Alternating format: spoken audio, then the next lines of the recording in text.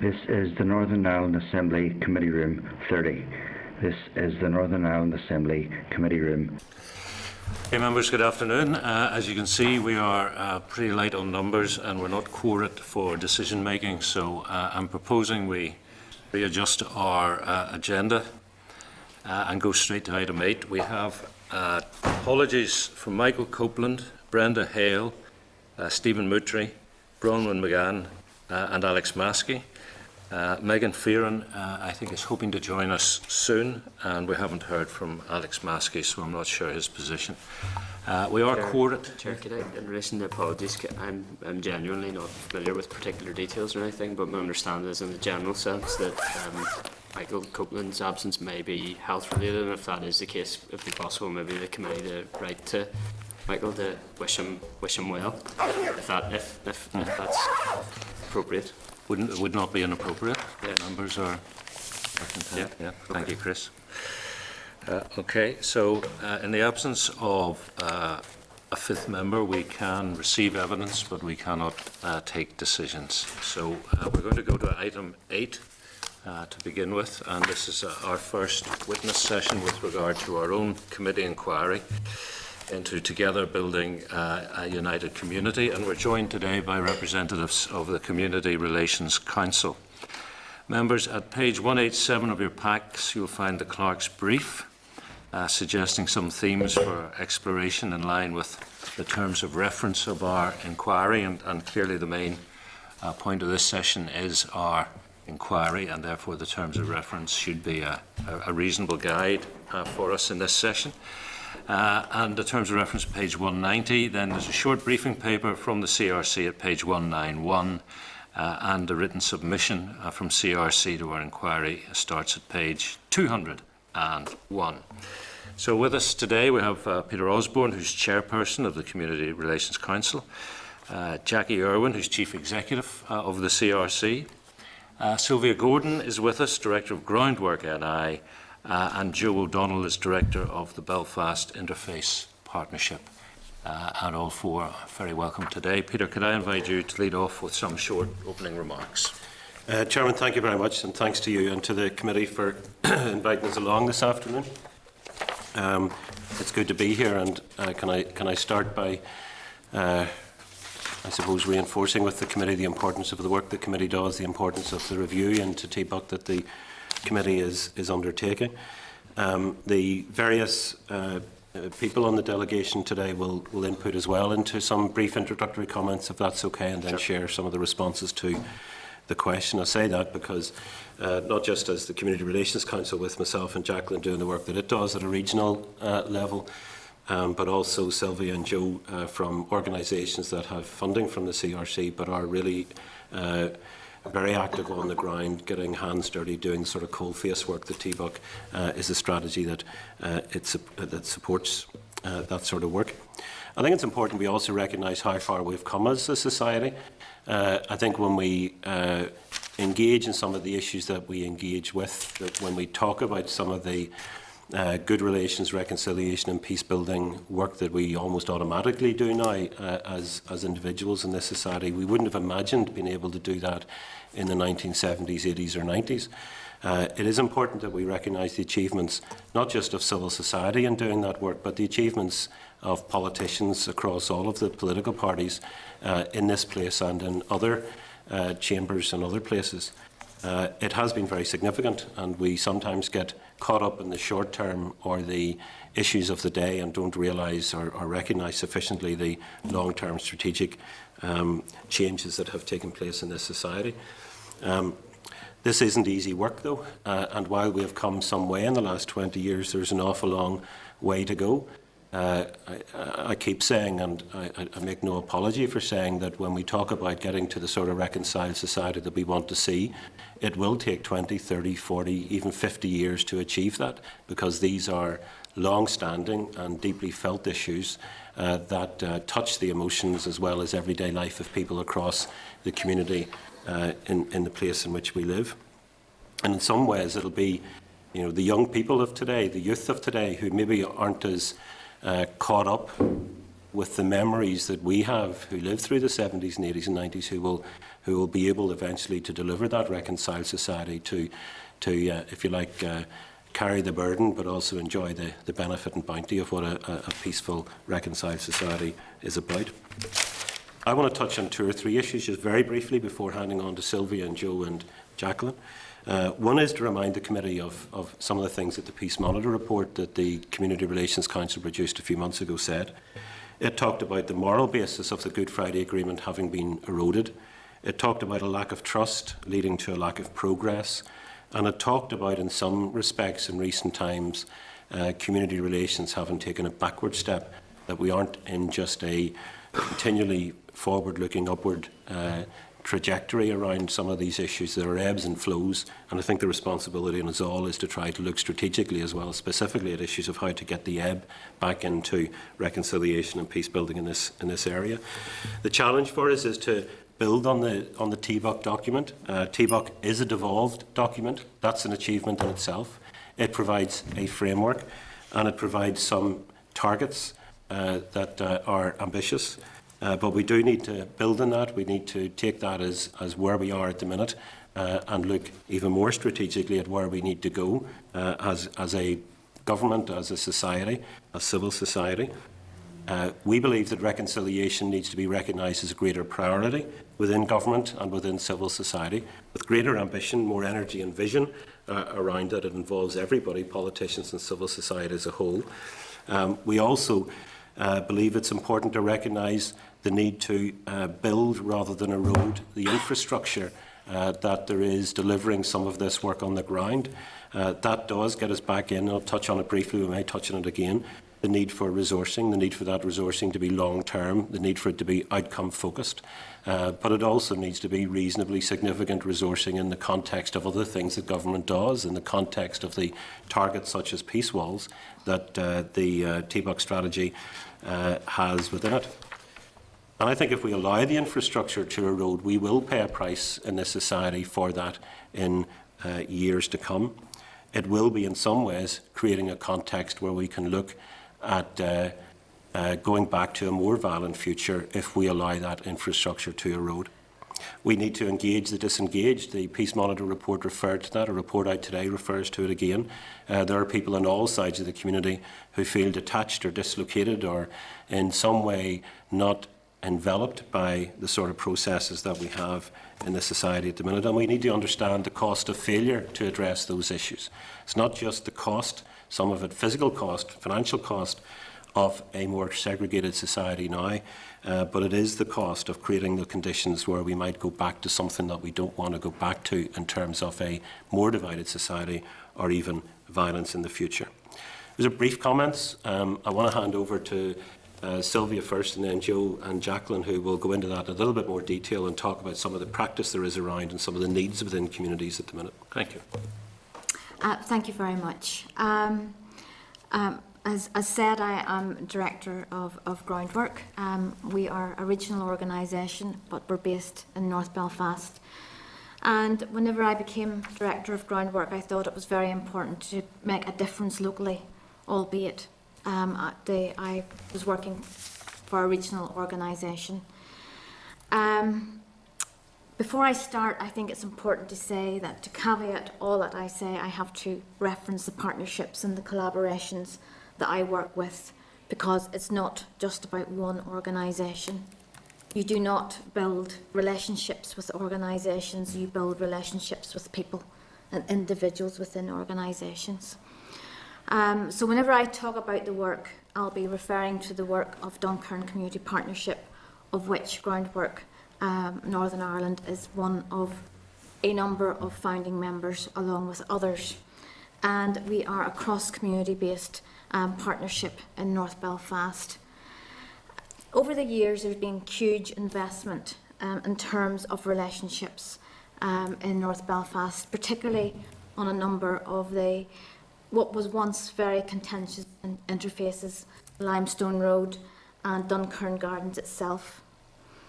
But over the years and over building those relationships, building trust, building respect, recognising that we have our differences, but actually we want to achieve the same place and get to the same vision. we have been fit to do remarkable things under the radar. And I think that's important as well to note that this was local effort undertaken by local people to make a difference to their neighbourhoods. So I suppose the challenge for not only us at a community level, but also here on the hill in Stormont, is that actually we now need to start and get our stars strategically aligned. We need investment and vision from the top down and bottom up, and we need those to join. We need investment in relationships and the infrastructure that Peter referred to, and we need investment in regeneration. Yesterday the partnership hosted Senator Hart, and there was cross-community representation at that meeting, along with the representation from the International Fund for Ireland. Over the past 3 years, through IFI funding, we have been fit to engage locally about vision, about what a place might look like if we come together and if we start looking pragmatically at interfaces. However, in terms of that journey, there has been real challenges in relation to the actual capital funding, the regeneration that needs to happen. So, for example, a huge linear site opposite groundwork, where there is a green fence which is owned by the DOJ, and where there's been consultation ongoing, undertaken by local people. There was agreement reached to take that interface down and put something more pleasing, more in line with what is up and down the street. But we found huge challenges in terms of getting that small part of capital funding. And I'm not talking large sums of capital funding, I'm not talking millions, I'm talking about, 50 to 70,000 pounds. So this is where our stars aren't aligned, and we're not strategically aligned in terms of the investment and the type of models that we need in Northern Ireland to make regeneration happen. It is very obvious with the cut in public funding going forward that that funding is not going to be sourced from that, from the public sector. There's less resource, there's more competition. How do we deal with that? But in actual fact, how do we attract inward investment into an area, and how does the voluntary sector work in partnership with the private sector to inspire and create regeneration? And that's the types of conversations that we need to start to have. There has been talk about asset transfer. We've had some models of asset transfer. Asset transfer in itself is all right, but actually we need that large-scale investment. Through our consultation, through the partnership, people want to see investment in their local neighbourhood. They want to see improvements, not only in the place itself, but in the opportunities in that place. They want to transverse from one area to the other, and indeed are doing so. But in tackling interfaces, it's not just about tackling the physical interface, it's about tackling the social issues that are on either side of those interfaces. Dunkern Community Partnership can and will provide examples of work that we have done. The Alexandra Park Gate is one such initiative, and recently last week we had the removal of the barrier in Newington Street in North Belfast off the Limestone Road. So what I'm saying is that actually communities are in a position and are in a place, but are getting very frustrated at the lack of strategic vision coming from Stormont. We need to see confidence, we need to see strategy, we need to see a plan that's resourced in order to help us achieve. We are in a very dire situation whenever we look at the news and the papers every night. It's not good, and it makes people very frustrated by by what's going on. Okay. Thank you. Thanks, Sylvia. Now, Peter, you should have had a message that we were allowing 10 minutes for the opening remarks. Yes, we did, and I'm not sure how much time we've taken, Chair. Over 10, but we'll take Joe and maybe Jacqueline, if you don't mind. We'll pick up your views in the Q&A session. That'd be okay? Peter, thank you very much. I appreciate that. I'll try and keep this as brief as possible. My name is Joe O'Donnell and I'm Director of Belfast Interface Project. Just for your information, Belfast Interface Project is the only citywide structure working across Belfast and across all of the interfaces within the city. We work in both communities. We're apolitical, non-aligned, and we have a membership of approximately 50 community organisations within the city. We see ourselves collectively, and I would like to endorse both what Sylvia and Peter has already said. We see ourselves collectively and individually, I think, as critical friends, and we appreciate this opportunity to speak here today. We see the future of the work that we're trying to do. Vitally important that partnership between the community sector that we represent and the politicians who are working here within the Assembly is something vital to make the success of what we're trying to do work. I think we're also saying that we want to see we want to move into another gear. We want to step up the work that's already happening. We've touched on some of the very positive work that isn't often seen, that isn't often realised, and certainly isn't often on our television screens and in the media, that's already happening. This year, for example, and the year before, we went through some pretty difficult times within the city with different events that had happened. And all that time, that work continued. That work continued to happen. It didn't always get, as I said, the air and the media time, but those partnerships within the city work, those partnerships within interfaces work, and people shook themselves off and got on with it and picked up the pieces when very difficult circumstances made that virtually impossible. We want to see a plan for change. The one challenge that I would say to you today is if you speak to any of your constituents, if you go and speak to people who live in any of the interfaces within our city and even regionally, and ask them, do they understand or do they see or do they know of the plan for change that needs to happen, or if they have a vision of a plan for change that needs to happen, I doubt if they'd be able to tell you. I think the people who live in those communities, and in Belfast there's 100 interface barriers, they can't say what they see as a vision for change. And that throws down the three key factors in our view, I think, around how we move forward in that. There's clearly the issue of policing and how that needs to happen within interface communities. And I think the police would say that they're not in a position to deal with that entirely on their own. I think there's the partnerships that need to be encouraged and developed and resourced within the communities. And finally, and probably the most vital aspect of that, the trust that needs to be helped and encouraged within those communities.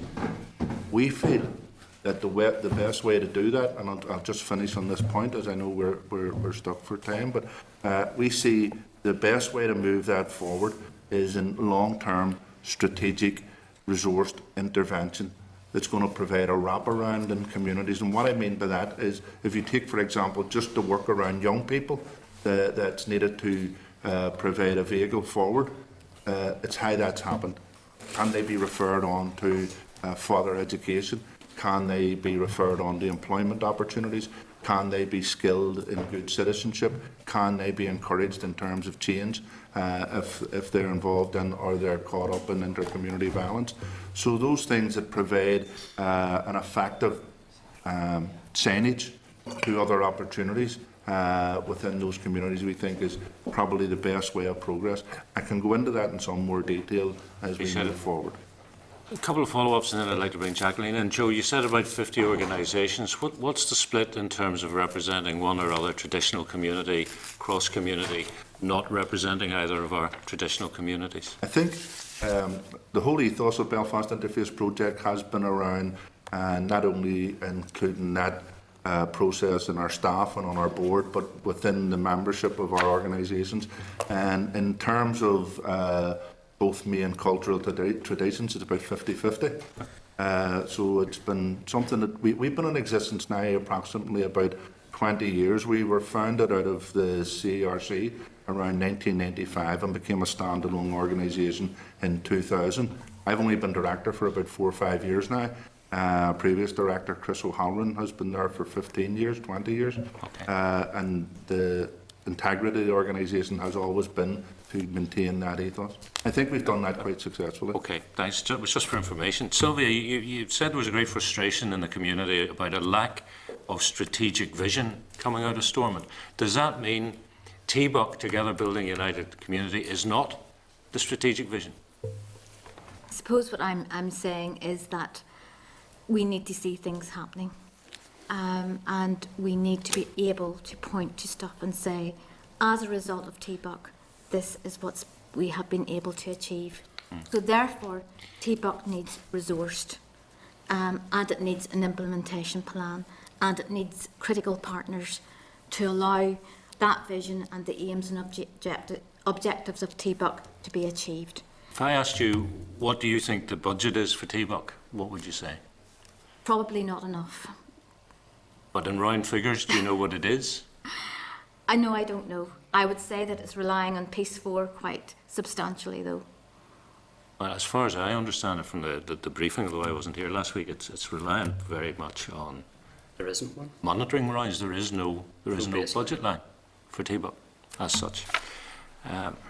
And you, Peter, you say it's a devolved document, and that is an achievement in itself, which perhaps isn't fully endorsed by what Sylvia has to say from her perspective.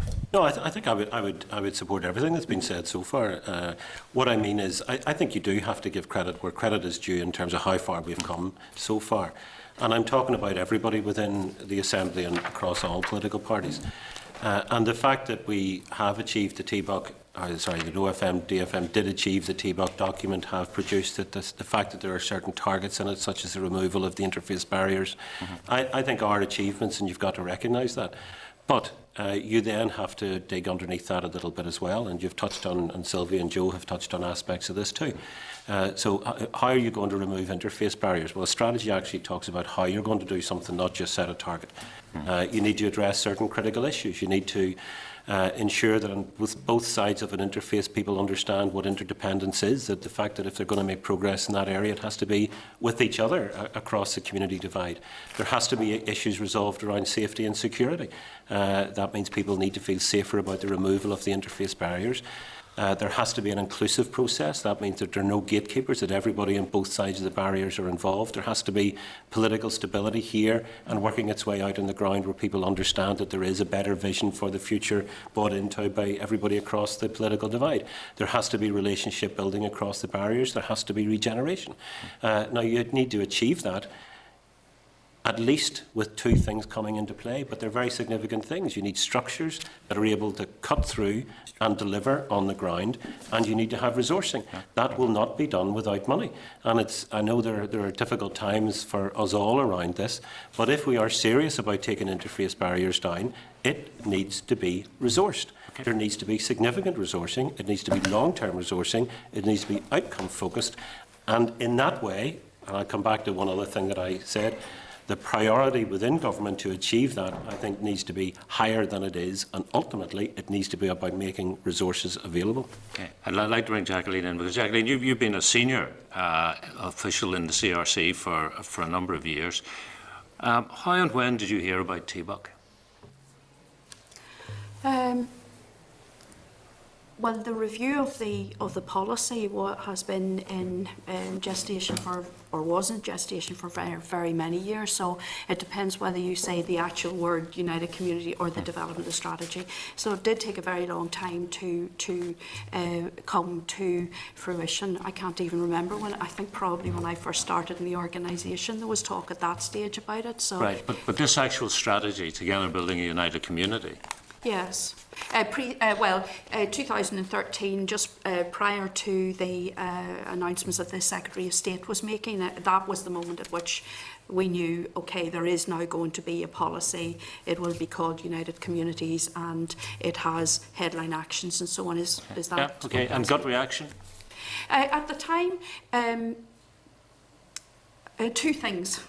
that struck me about this policy. One of them was that it lacked the cross-governmental component that had been described under what was then the existing policy Shared Future, because it had at least an implementation plan. It viewed actually most of what was coming through from the remainder of the programme for government and so on as being part of what the delivery of a peaceful society would look like. The other big characteristic that it did have, though, was it recognised that it was going to need large-scale intervention, large initiatives, large programmes that were delivered out across young people, across the range of categories that are there in United Communities at the moment. And actually that was to be welcome. It seemed to be saying, we've probably reached the end of the experimental peace building, if you like, and the small programmes and so on. We need something that is more collaborative, more large scale, a whole scale change across society, and that was to be welcomed.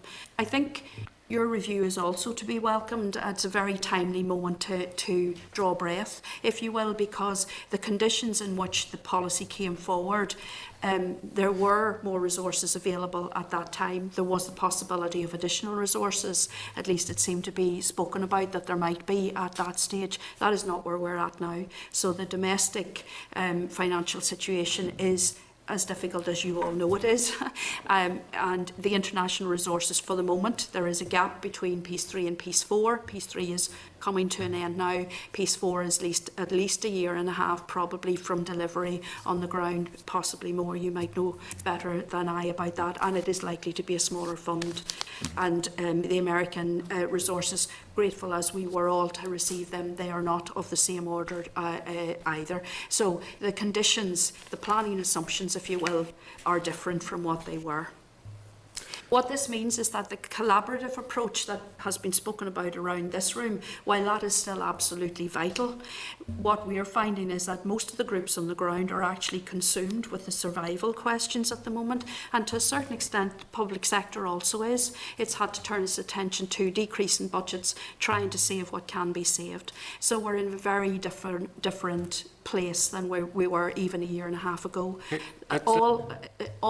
Sorry, to me is not lost. I do think that this is a good opportunity to pay even more attention to the question of collaboration. I do think we probably need to review what can be done now and what may need to be left for a little while longer, at least until we have more resources. And I absolutely agree with what Sylvia said, that the vision of United Communities hasn't communicated itself to people in their ordinary everyday lives, and that's where we'll measure its success. Has it made a difference to somebody's life in the ordinary everyday world? And I don't think they fully understand. I'd like to explore this idea of collaborative working, and also how we allocate resources and how that impacts on the ability to collaborate. And I think that works at two levels. You have the need for government departments to collaborate if we're going to deliver on Together Building a United Community, because OFMDFM really only leads on United Youth, and the rest we are providing a vision, a collaborative, a coordinating role, whatever way you want to describe that.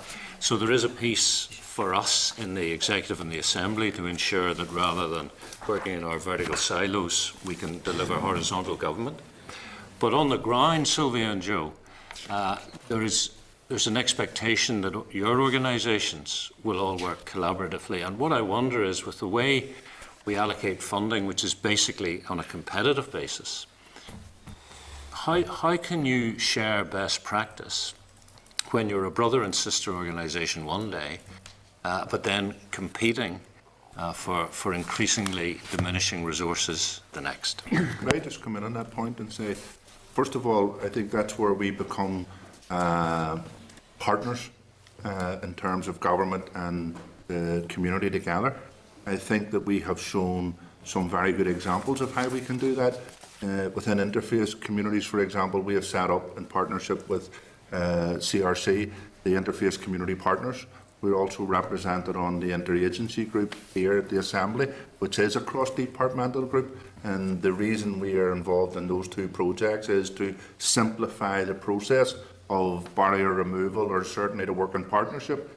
Now, as an organisation, Belfast Interface Project has recently set up what we call 8 cluster partnerships across the city of Belfast. We've broken down into 13 clusters. That's areas where peace walls or barriers cluster together. and we've set up those partnerships. And each of those, they're based on the only caveat being that they are on a cross-community basis, and the action plan that will come out of them will be agreed on a cross-community process.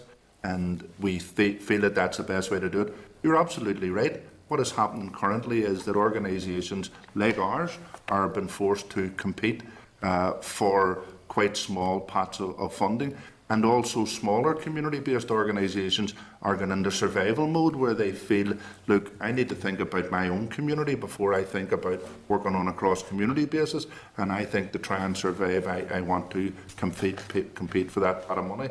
I think collectively we can come up with a better strategy on that. Sylvia? I think in terms of organisations, there are a lot who are now taking strategic pauses to look at where they're at and how they go forward. There is less funding, it's more competitive. How do you react to that? I think, and I concur with Joe, it's about collaboration.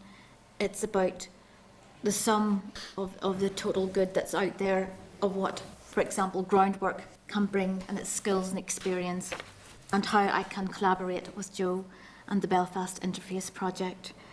It has to be about the aims and vision of any organisation, and it's, as I said, in my own organisation, it's not about the people first, it's actually about the aims and objectives and where we want to get to as an organisation.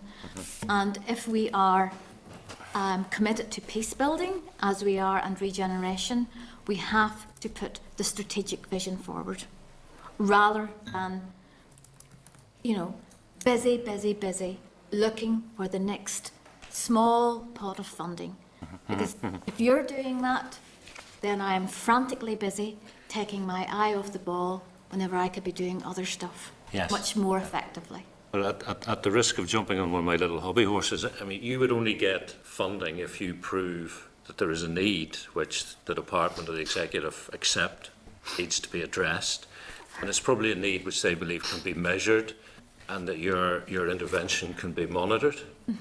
So in that case, having ticked all the boxes, why is it limited to a year or whatever? Why don't we say it will be an open-ended support in the way we would commit to open-endedly supporting the National Health Service? The exact budget varies, but the commitment is going to be there until the need is met.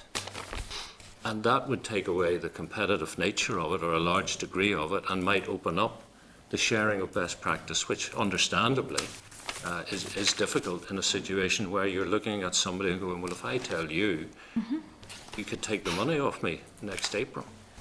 Or what's your big idea? And I'll copy that. It's very, very competitive. And that's actually something that the sector has to step up to the mark in terms of the voluntary and community sector. We need to recognise actually that we need to do things differently and work differently. Not only is that a good idea, but to make it even better in terms of accountability, good governance and management, it could be reviewed on a 2 or 3 year basis. So you could be open-ended funded, which was under review. So continuous monitoring, yeah, absolutely. And that could be the way forward to do it. And then if there was ever a feeling that the need is now going to be met, in other words, you have succeeded, you would give your 3, 6, 9 months notice that the funding is to come to an end. It also means you can retain staff without them worrying on an annual basis whether the funding's coming to keep them, because I'm sure you lose a lot in the sector to the statutory sector because people are fearful of a second contract. Peter? Yeah, just a couple of things thrown into it. Genuinely, as I go around and talk to groups, I'm amazed at the commitment there is by people who do this work. By and large, the people who do it could be paid better and maybe have different job satisfaction if they went off and did something else, but they keep at it, and they keep at it because of the commitment they have to the needs in the area for the work itself. Many of them have been doing this for decades, actually, sometimes in a voluntary capacity, and doing an awful lot of great stuff on the ground, and sometimes literally at personal risk to themselves. So I agree with what's been said, but the funding and the chasing of the jobs is one aspect of a great number of people who are putting just a huge amount of personal sacrifice into what they do. It's not all about money, it's not all about funding.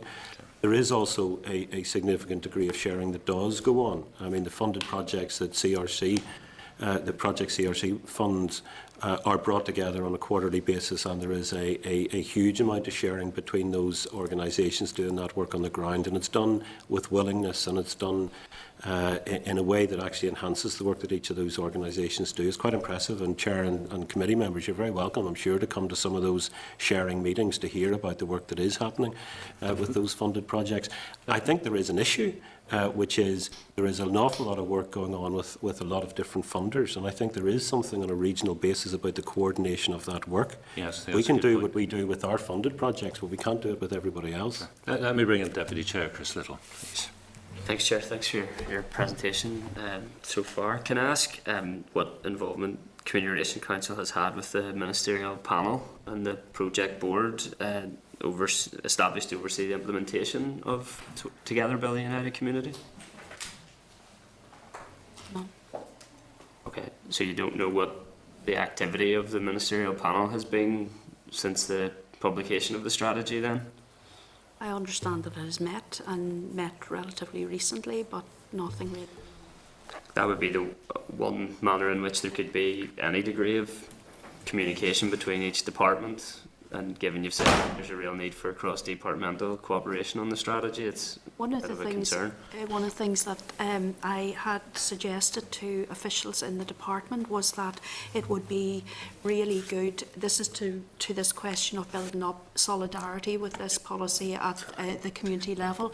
Would be if there were communiques that came out of those meetings that could be circulated widely, so that people can see that there is work going on. I know that there is work going on behind the scenes, but the general public would be relatively unaware of it, and I think that that sort of communication would be very helpful, I think. Okay. Given the importance of investment and resources to delivery of strategy, what input and feedback have you had in relation to the review of good relations funding? We had a meeting with officials earlier on this week in relation to, I think they're not quite clear yet in terms of how the handling of the report and how that will be dealt with and so on, but in general terms the discussion with us related to activities that they wish to see us to take forward in the next year or so. So I'm aware of that. I'm aware that the report has been received and that ministers are considering it. Is there any identified timescale for publication of the report? I'm not sure in relation to the handling. I'm not sure that that's decided, but officials would be better able to speak to you about that part of it. Okay, and how important in terms of is measurement of outcomes? So how effective do you think the good relations indicators have been in terms of monitoring and measuring progress in relation to building a united community? And do you think the indicators that have been proposed are adequately linked to building a united community objectives? I think that everybody accepts that the indicators that are there at the moment are probably making the best of what is available at the moment, and that they fall short of making a very clear and causal relationship between the information that's gathered and the real impact of the implementation of the policy. So there's work to be done. And I'm also very aware of the fact that across government there is a greater interest in measuring outcomes as a means of being clear about accountability and therefore focusing on the right things. So that we have, that is one of the things that the department has spoken to our organisation about. But to join that question of measuring impact up with the question of what services should be delivered, the other ingredient I think in there is collaborative planning. So we have an opportunity coming up in community planning processes, if we can get that right, to begin to do a much more collaborative approach to not only assessing how far we've got, what the needs are in a local community, but also, and very importantly, what the assets are, what is already there that could be used better advantage squeezed out of it, particularly in relation to community and good relations issues, which of course is our area of interest. If we can get that right, and if we can get those then who are bringing funding into that environment to also join up their thinking a little bit, then I think we have a better chance to be able to get to the sort of vision, Chair, that you're speaking of there, a plan that is longer, that has others contributing to it, that we measure in the round the outcomes, and then that each contribution that has been made by my organisation or any other is done in a rounded way that takes all into account. And that, I think, is a good idea on any day, but it's an essential idea when we're moving forward with limited resources. Okay, yeah, I think collaborative planning would be best practice in relation to most approaches. It's not encouraging to hear that the body charged with collaborative planning, the ministerial panel, has communicated in no great way with you to this point. It's also my understanding that there was to be a funders body created in relation to the delivery of building a united community as well. Have you had any update in relation to that? That group met, I think it's met twice now. Do you know who that involves? Hmm? Do you know who that includes? It included my own organisation, it included some of the independent funders like Atlantic Philanthropies, Community Foundation, the Special EU Programmes body, and then departmental officials themselves and others, organisations like that. Okay, just to ask in relation to the indicators, presuming that you submitted proposals for the good relation indicators, have you had any feedback as to whether your suggestions have been adopted? Not specifically in relation to our particular suggestions, but the discussion has certainly started now in relation to everyone improving their approach to outcomes-based accountability, which may take us to somewhere else in terms of the sorts of things that we measure. That's not quite an answer to your question specifically in relation to United Communities, but I do think that as the resources that are specifically focused on good relations diminish, then making sure that all of the resources spent by government have a benefit in terms of good relations will be an important achievement. Quick question to Sylvia in terms of interfaces. You mentioned that there's a need for public, private and third sector collaboration and investment in regeneration around interfaces. The OFMDFM recently announced the identification of 2 urban villages. I believe it's Newtonards Road and Colin. What type of interaction did OFMDFM have with groundwork in relation to the identification of those areas, and have you any information in terms of how other areas may be able to be part of any other regeneration projects? I didn't have any direct communication from OFMDFM. I did have conversations with the Strategic Investment Board, and I have been aware of the new town centre for Colin, and I have had a number of conversations with the Strategic Investment Board about how organisations like Groundwork can benefit in terms of social clauses in procurement, and particularly in relation to large-scale regeneration programmes. I'm aware that there has been one meeting in relation to the Newtonards Road, and again that was communication from the Strategic Investment Board, not OFMDFM. How does that type of regeneration facilitate relationship building on a cross-community basis? Well, in terms of, it's quite difficult in terms of you take Colin, the new town centre for Colin in West Belfast. I think it's about looking at practice and assets that are already there. There is projects in that area which are based on a cross-community basis, and therefore any regeneration should take into consideration those services, how those services are enhanced and made better, and how the diversity of the people accessing those services is increased.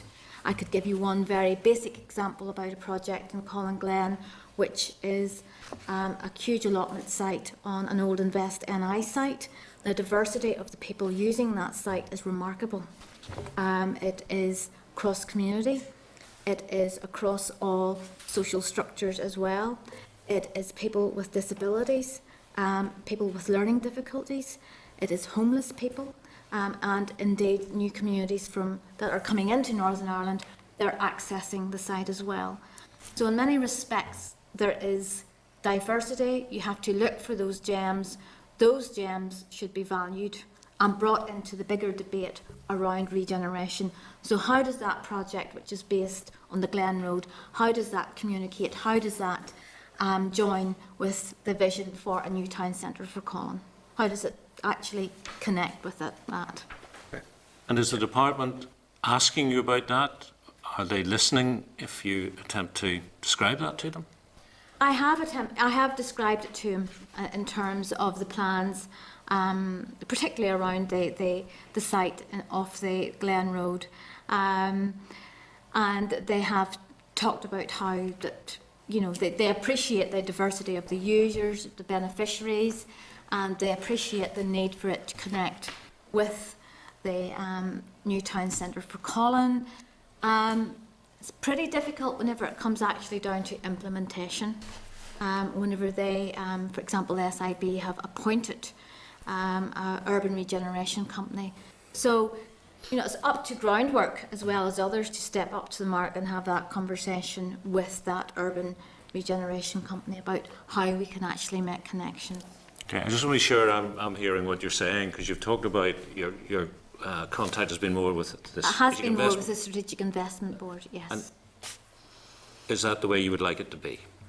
I would like to take my vision and sell it to OFMDFM. Thank you. David McElvey. Thanks very much, Chair, and thank you for your presentation. I'm in complete agreement with a lot of what I'm hearing, but I suppose what I want to maybe encourage you to do for just a minute or two is to sort of come to the side of the table, metaphorically. Joe had mentioned. Sorry, I can't agree. Joe had mentioned, and I think very rightly, that, you know, obviously the sort of long-term objective, or hopefully maybe even the medium-term objective, is to effectively, get these communities to a place where they're standing on their own 2 feet, where they are able to get into further education, where jobs are then available as a result of that. And I think Peter very articulately has put it in relation to how everything that they seek to do in Community Relations Council is based upon outcomes rather than outputs, and I think that's a really pragmatic, beneficial way to do things. However, if we are in a position where it is a choice of or rather than and, as may well be the case, and I mean, my understanding is that in some easements that may come as a result of the budgetary consultation, the choice is probably going to be some extra money for Dell on the basis that they are suggesting that they may have to cut significant places in further and higher education, and the choice then be to not give it to Dell and to put it somewhere else. I would appreciate your own thoughts if you were in that position, because you can see the garden, the money tree isn't there, so we're not hiding it away anywhere. We have what we have as far as the budget is concerned. So where that very, very difficult choice is placed in front of us as elected representatives to try and make the right decision when it comes to how that money can be spent, if your vision is an outcome-based approach to this, where jobs are there to be created and are created, and educational opportunities are there to be had, where would you see the priority in that regard? And I keep highlighting this point: we don't have the choice of both. Okay. It's one or the other. One of the most disappointing things that I've heard today at this meeting is the fact that there is no money in T-Buck. I think, and I don't think people realise that out there in the greater society. I think they think there's a budget. I think they believe that there's a significant budget, and I think they believe that it's available. So I think that will come as a very big shock to quite a lot of organisations and quite a lot of communities out there. And I do understand the point that you make very, very clearly. It's a neither or.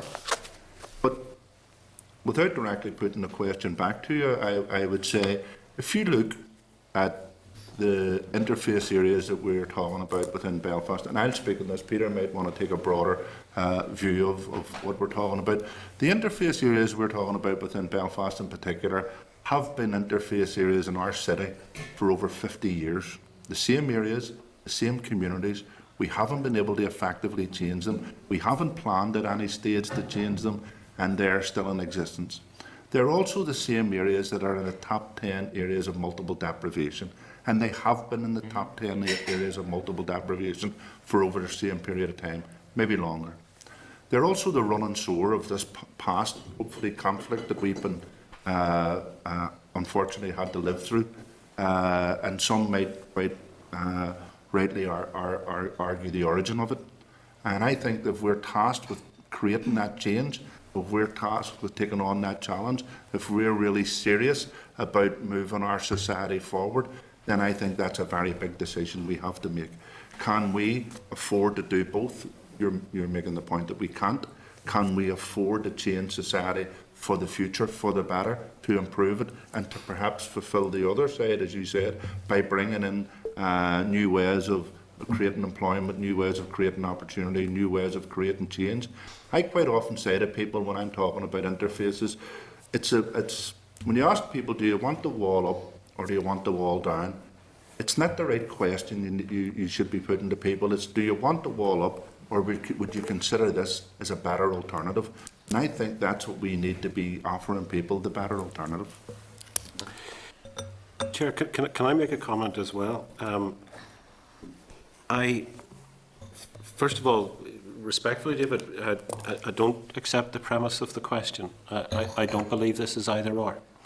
If what you're saying is, do we invest in job creation or do we invest in reconciliation and peace building work, I think the question is, we obviously do both. The question is, what priority do we give either? So it's not an either or, it's about what priority, what proportion in terms of the investment. I'll apologise if I've said this to this committee, but I don't think I have. But if an example of that comes to my mind, and I've spoken about it before, but I think not here, 2 years ago, quite rightly, there was £60 million of public investment put into the Titanic building in Belfast. I have no issue with that. It would take the Community Relations Council 30 years to make that same investment in giving out awards to community organisations like Joe's and Sylvia's and the many other dozens of organisations the CRC supports. So one investment of 60 million, it would take us 30 years to match that amount of investment. Now, there is some other investment, absolutely, in peace building work. Even when you take the peace monies, when you spread that over 7 or 8 years for Peace 4 and the different sections of funding that is going to be the different aspects of that strategy, it's not actually a significant amount of money. And in looking at interfaces or some of the other areas that it will work in will be substantially less than that one piece of investment in the Titanic building. Titanic building is very, very important and very successful. The issue is this: if we don't invest properly in peace building and reconciliation, emotionally as well as in money terms, then in 30 years' time, the visitors to the Titanic building will be a lot less than they are now, because the children of the people who visit it now will not be coming to Belfast to visit it, because we run the risk of recreating the conditions that will create violence and the sort of divisions that we've seen in this society in the past. We have to reprioritise our understanding of why it's important to invest in reconciliation work. And what we're doing at the minute is not investing enough in it. We need to understand the cost of not investing in it. The cost of not investing in it will be going back to a future which we don't want to go back to, any of us. And if you take that part of town, at Laganside, 20 or 30 years ago, you're probably not old enough to remember what it was like. I do, I'm sure. Well, I know Mike is old enough to remember it anyway as well. It was Spain. Short of my man. It was full of coal yards. It was an unpleasant place to be in many ways, and the amount of work that was going on in it was less than it was in the 50s and 60s. But what government did was said, right, we are now going to sort this problem out. We are going to sort this problem out. We are going to create structures, and we're going to put investment in. We're going to cut through the red tape, and we're going to make sure that people can deliver in this area. That we now have one of the most successful regeneration models in that part of Belfast compared to anywhere else in Europe or in even many parts of the world. But that's a determination by government. It's a priority within government to do it. That's what happened at that point. We need to do the same thing with reconciliation. And I'll say it again, if we don't get that balance right, we're storing up problems for the future. And Peter, I mean, a couple of things. I mean, first of all, I was talking about the next 15.5-month budgetary period, which is really all that we can plan for at this moment in time. So I wasn't talking about the broader expense as far as and the cost of investment. But I suppose that leads me slightly on, and I mean, there's probably not a nice way to ask this, Peter, and I don't mean it to come across facetiously or anything, but I mean, from what you're telling us, we are effectively at ransom here. If we don't invest in peace building for the future, that violence will return to the streets. Now, on the basis of a quarter of a century of the Community Relations Council being in existence, do you think that the outcome of the Community Relations Council has been effective enough if we still find ourselves in that position 25 years after it was founded? Let me comment briefly, and then I'll hand to colleagues to comment. I don't want to hog all of that part of the conversation. I don't think I'm saying anything around holding to ransom. I think it's a debate that we need to have in the public square. I think it's a debate that there has been for decades now, and that has been through the peace process as well as before the peace process. And I think that's a debate that people, and a logic within that debate that people need to come to an answer to themselves. Peace building, reconciliation, good relations work is the work of every political party, everybody around this table. We all invest in it, we all should be investing in it, and we all will come to our separate conclusions about what priority that should have compared to other things. You will understand what my priority is and what I suspect colleagues' priorities are, and others around this table as well. So that's an individual thing. It's not about holding to ransom. It's about how we interpret and then implement public policy around this. In my view, the £2 million a year that the CRC invests in community organisations to deliver this work, the £2.5 million a year that the Central Good Relations Fund is, in the context of other spend here, a pretty paltry amount of money. And we need to seriously look at how that investment can deliver long-term outcomes, because when funding is delivered in an ad hoc, piecemeal, short-term way, you cannot talk about long-term outcomes dealing with the complexity of the issues that we deal with. It just isn't possible. We need to shift how we think about resourcing this. Is the 25 years of the CRC value for money in terms, I think is the breadth of your question. In the 12 months that I've been involved with it, I would come to the conclusion, absolutely yes, for the amount of funding and resource that it has got over that 25 years, given the complexities of the problems that it has faced, that other people have faced. I think the public purse has got huge value for money out of what the CRC has delivered. I think you can't judge it just on what, although happy to be judged on what has been delivered and the change that has taken place, but I think you also need to judge it on what might have happened if the CRC hadn't been around doing what it has been doing for so long. But you know, we also need to look, all of us, I mean, Sylvia and Joe have talked about the challenge to the voluntary and community sector. There's a challenge also to the CRC as an arm's length body to do what it does better than it does at the moment, and to take us into a different place as we develop and deepen this peace process. But in order to do that, we also need the support of government, in not just in terms of money, but in terms of structures and the inspiration that government and others provide to this peace process too. Sorry, I've gone on a wee bit, but hand over to And then maybe Sylvia, just finally, Mr. Chairman.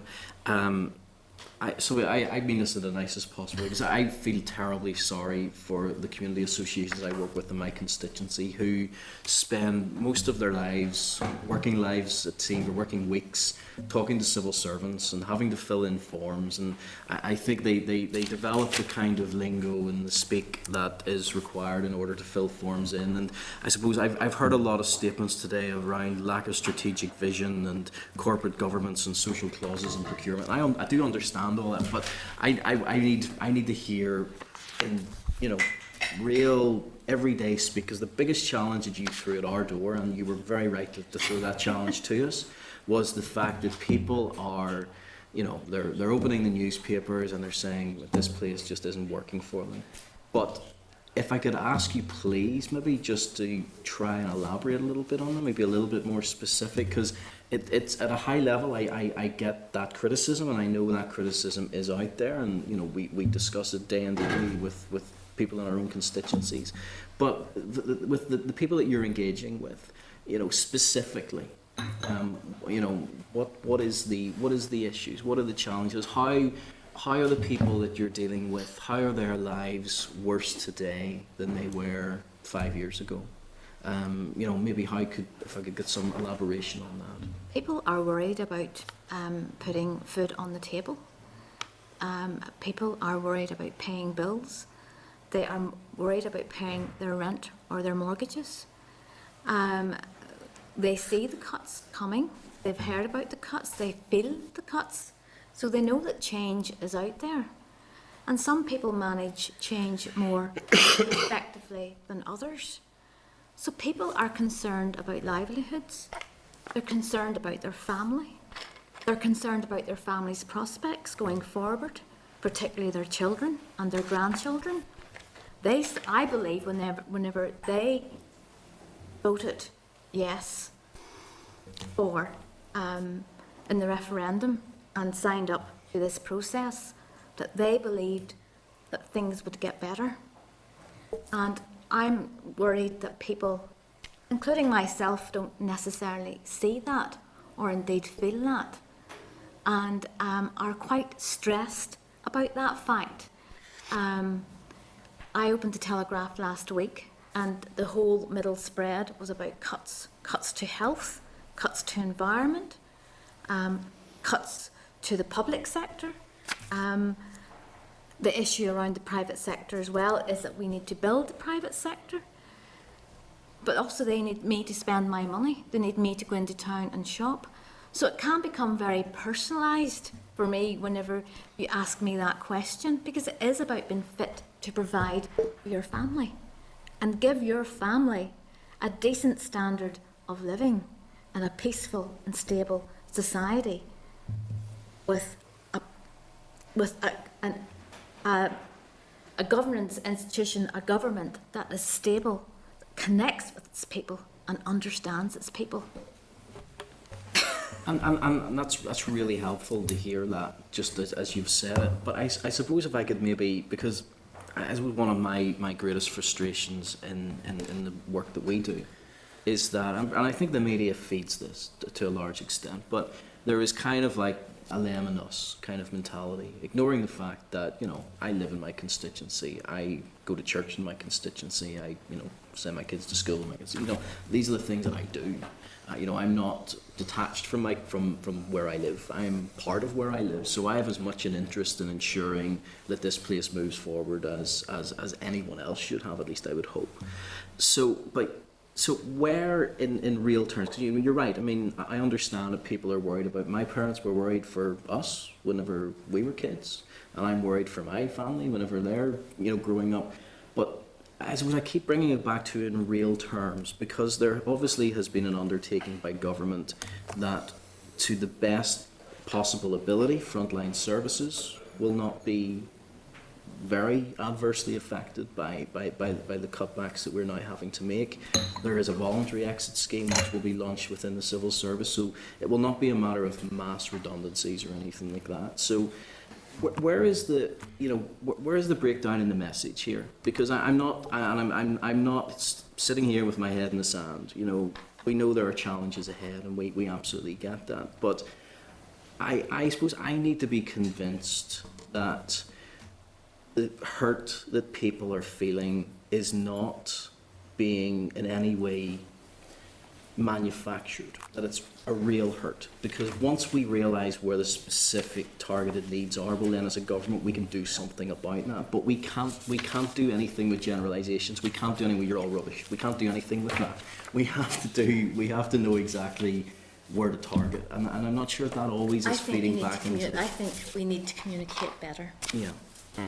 I think the media has an awful lot of responsibility in terms of creating this feeling within people. And if you are under stress, you are therefore more vulnerable to other stresses. And those stresses can come from any shape and fashion. So therefore, it's actually very important that, okay, we hear all these stories, we see all these stories, that there's actually a balance brought to this. And there is actually facts and evidence provided that counters some of the stories that we are hearing about the impact. So if you know, it's about that communication strategy that needs to be got right. It's not just the media, I suggest, Sylvia, because Joe's saying today he's shocked and surprised to hear us say there is no budget line for TBUC. And equally, I'm surprised, Joe, that you haven't been made aware of that before today, because somebody in your position, I would have thought, needed to be aware of that. Jacqueline is saying, in answer to the Deputy Chair, she isn't aware of what's happening at the ministerial subgroup. It would seem to me somebody in your position should be more than aware of it. So we have a bit of a challenge on. I don't want to foreclose this, but we've got an hour up and we have a long agenda. Are you latitude there, Chair? Sorry, can I just make one final comment on the... Well, I'm coming back. I have another question for you, but go ahead, Joe. Yeah. It was just on the basis of how people feel and their responses are, and particularly living in interface areas. Currently, there's quite a bit of research going on. Some of you are probably aware of it within the University of Ulster, conducted by Duncan Morrow and Johnny Byrne and some of their colleagues, working on the statistics around interface areas and how that feeds into some of the challenges we face. But at this stage, I could say with some considerable confidence that in terms of your life expectancy, it's 10 years shorter. If you live in an interface community, you're more liable to be open to influence by legal and illegal drugs, alcohol dependency, family breakup, difficulties within the family unit, lack of employment, lack of education, lack of opportunity. So all of those aspects in those areas, considerably focused by the current economic strife that we're feeling and the austerity measures that are kicking in, doesn't make it to be a pleasant situation. No. And the one final thing I would add is that a lot of people don't realise interface areas are the site of violence. Quite often they're not the source of violence. Source of violence quite often comes from outside interface areas. Joe, you talked earlier about, we've had decades of conflict, division, decades where the same areas are the ones of multiple deprivation. And that hasn't changed. That league table hasn't really changed, although money, funding and resources being put into it. So my question is, are we just not doing enough of what we're doing, or are we doing the wrong thing? And if so, is TBUC the answer? Well, to be quite honest, I'm not sure whether TBUC is the answer, given some of the conversations we've had today. But I would like to think that it is part of the answer, part of the solution, part of the process. And the way I would see that happening is that I think we need a serious focus, a serious cross-departmental focus on those areas, because I don't think the Department of Education, I don't think OFMDFM, I don't think DSD can, with the greatest respect, go in and solve the problems. And I don't think the individual parties can do that either. I think we really need to see that change created by joined-up government, by cross-party support and by cross-departmental planning. And surely also by listening to people on the ground. Of course. Is there best practice, or let me rephrase that question, do people agree that there is best practice in terms of tackling sectarianism, division, good relations? Yes? Yeah. And what we all agree on is that there's improving practice. Someone mentioned earlier on, is there collaboration across the groups that work, even though the funding creates a divisive model? There's actually an awful lot of collaboration goes on, and a great deal of interest in improving practice, and a big appetite, despite the fact that it might mean that some groups, some structures disappear, to look for a better way of getting things done. Chris, did you want? Yeah, I'll try and be brief, Chair. In relation to the budget, I don't normally play the role of defending OFMDFM or anybody else, but there obviously is money for shared education, money for United Youth Programme, money for urban villages. The problem appears to be that there is no OFMDFM baseline budget or no resource targeted action plan, so that this committee, people in the civic sector, can in a coordinated way identify how exactly that spend is being coordinated and make sense of it. The other quick thing is to disassociate myself from a question of the need to be convinced that people in the community think that there are problems with regards to the delivery of the Northern Ireland Executive, particularly on this issue, and agree with the issues that Joe has raised that need to be tackled. One last question I would have, Chair, is do you think, how important is tackling paramilitarism to building a united community, and what do you think the Building United Community strategy is doing or can do in relation to that issue? I think quite clearly in interface areas, for example, we're looking at the clear signs now, and that's informed by some of the policing reports that young people in Republican areas can be drawn to dissident Republican activity, and in the PEL community the same thing can happen quite easily within loyalist paramilitaries. So I think we need to be aware of that. I'm not saying that it can't be overcome. I think we all want to be part of the process and the solution, but let's be honest, it's there, and its potential to increase is there as well. Final question. Yes, sorry, Sylvia. Can I just say that's compounded whenever people are feeling vulnerable and a community is feeling vulnerable. That exploitation, that radicalisation can happen. One of the challenges that we're having in terms of giving a shape to the inquiry is the huge number of individuals and groups and communities who are impacted and involved in all this. So one of the things that we did was we took a look at who the CRC has funded down the years, and it is extremely diverse in all sorts of measures, including the amount of money that you fund groups for. And this is a serious question because it leapt off the page to us, and we just would like to know, and you might need to get back to us because I don't necessarily think you'll know the answer to this, but you once funded a group called LIDS, and the narrative was a project with 13 young people from all parts of Belfast. It ran for 8 months, and it was looking at cultural diversity, and the amount of money you gave them was £62.93. And it just fascinates us because that may be the best £62.93 that has ever been spent. That might be value for money. So could you, if you're not aware of it, I'm not. Well, am I? would you mind? We're just fascinated. I'll hazard a guess of what it might be. It may not. That may not have been the level of the award that was made, but it may have been what the group ended up spending. Because sometimes, for a range of reasons, groups either never get to expend all they intend to do, or something.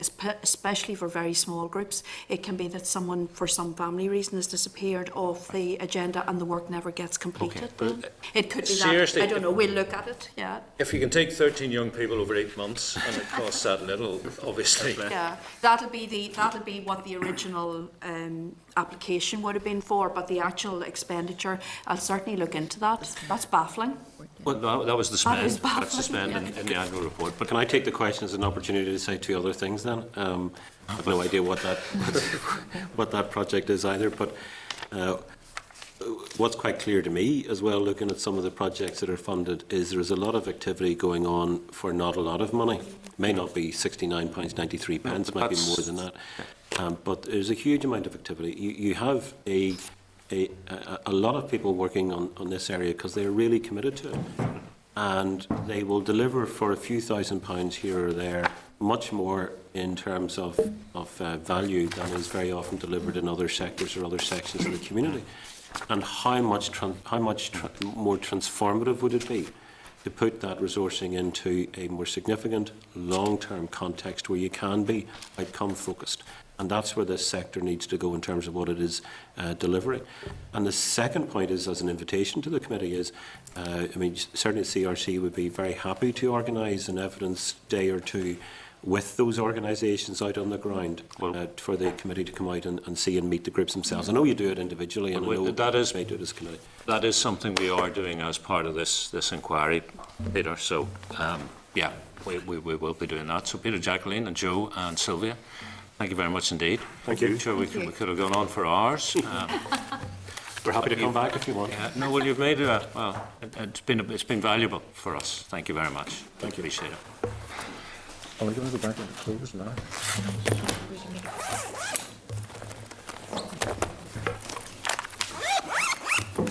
Okay, members, we're going to move on the same agenda point to the action plan. Clerk's brief is at page 243 of your pack, and it outlines a plan for the inquiry following decisions that the committee made on the 5th of November. So first of all, I'm going to ask the clerk, do you want to speak to that? Karen, do you want to speak to that? I'll not speak for very long. The memo at page 243 is self-explanatory. Maybe if I just draw your attention to page 245, which is a suggested timetable for, basically it pulls together all the the decisions that were made on the 5th of November about who the committee had wanted to bring call for evidence. So just draw your attention to the 18th of February and the 4th of March, 2 external meetings. 18th of February at Interface in Belfast, and then the 4th of March, Rural Community Network, if members are content to for 2 external meetings. And then on the 25th of February, we had talked about engaging with the Bites project. It was Bites project had sent in views from the young people that they work with, and there had been a specific request for further engagement, and this is along the lines of the experiences of young people at interfaces, and also the views of young people in policy and decision making. So the suggestion is that that the committee would hold a short committee meeting on the 25th, and then have an informal event with the young people, possibly in room 115 on the 25th. So just would seek agreement on those aspects. Then the third thing is the committee had talked about a stakeholder roundtable event, perhaps with departments, and then perhaps again looking at taking the views of community groups. Suggestion is to have departments and stakeholders all together in the one afternoon. Suggested dates 28th of January for the roundtable event. There's a suggested agenda at page 246 in your packs, but it's basically along the same lines as the Deliver and Social Change event that happened about a year ago. So opening remarks from the chair, and then an hour for discussion on the general themes of the inquiry, or those 4 specific areas: experience of the implementation of commitments, best practice, the role of communities in policy and decision making, and then recommendations. So again, trying to seek making positive suggestions in terms of implementation and moving forward. So that's the draft agenda. There's a draft letter at 247 to an invitation letter, and at 249 it's just basically a kind of diagram highlighting the organisations, statutory agencies and departments that have responded to the committee's inquiry. We have 70, the committee has 70 written submissions, and it's basically done by sector there. Now, the chair just made reference there to the challenges in terms of looking at groups to invite, because the groups that are funded are diverse and many. So the suggestion is, if members are content, that we would use the basis of our invitation list as those that have responded to the inquiry to date, and if members have any other suggestions, that they would give those to the committee office by Friday. So, Chair, is it possible to get a quick list of who has responded? It's on page 249 there. Super. And also, if you go through the ECP system, and there's the inquiry section of that, and that'll show you who all has responded. The one group that we won't be calling up is in relation to integrated education, because the committee's decided to leave that to the inquiry that Education Committee is looking at the minute. Okay, Karen, thank you. So members, just to make it formally, put it to you on page 245, are we content with that timetable? And just to stress, there are 2 external meetings proposed: Belfast on the 18th of February and a rural meeting on the 4th of March, along the stakeholder event with young people from Bites on the 25th of February. Happy with that? Roundtable event for the 28th of January. Should this include departments, statutory agencies and community groups? Content with that approach? Then are we content with the proposed agenda for the event, which was page 246, and the draft invitation at 247? Yep. Thank you. Chair, is it worth, I don't know whether there's space for it or not, but creating some space for a very, very brief update from the department in relation to the implementation of TBUC as like an introductory comment to that event? My counter-reaction would be, I think we'll just keep control of the event ourselves, Chris. I'm sure the department, if they feel there's information which would be useful to stakeholders, will not be slow to bring it through. So finally on this agenda item, it would just be to invite members to bring forward names of groups that they may wish to have added. Whenever you look, there's 70 groups there. Yeah, so I know. I'm not. Are you going to add many more? Yeah. But the other thing, Chair, was it not the district councils, were they not being represented by NILGA? Yeah, they're coming up next week, actually. They're coming next week. Yeah, so we could, if you want to leave them off the... So they're sort of We could, You know, they'll have had their... we can Yeah. make the argument that they're done if Yeah. we're all content, which, But because, I mean, I think that's fair, because Yeah. it's the umbrella body overall. Yeah, that's fine. and the big issue is we can't accommodate everybody. Okay. 7, yes? Yes. Members, very, as quickly as possible, you might need a bit of time in this. It's agenda item 7, and it's following up on the briefing last week from departmental officials about the OFMDFM draft budget for 15-16. Consultation document has been published and was circulated to you last Thursday. It's also in your packs at page 178. Also in your packs at 184 is a response from the department to our queries about whether there are any suitable projects for the department to use FTC's financial transaction capitals on. And then in table packs at page 20, we've got correspondence from the Victims and Survivors Service. They're letting us know about their engagement with the department on the budget and their anticipated implications. Now, the clerk has prepared a draft response from this committee to the Committee for Finance and Personnel's consultation on the draft budget 2015-16. That's in table packs at page 17. Do members wish to have a few minutes to review that? Take a few minutes. What page is it on? That was table 17. Yes. Yeah, yes, I'm content. Yeah, thank you.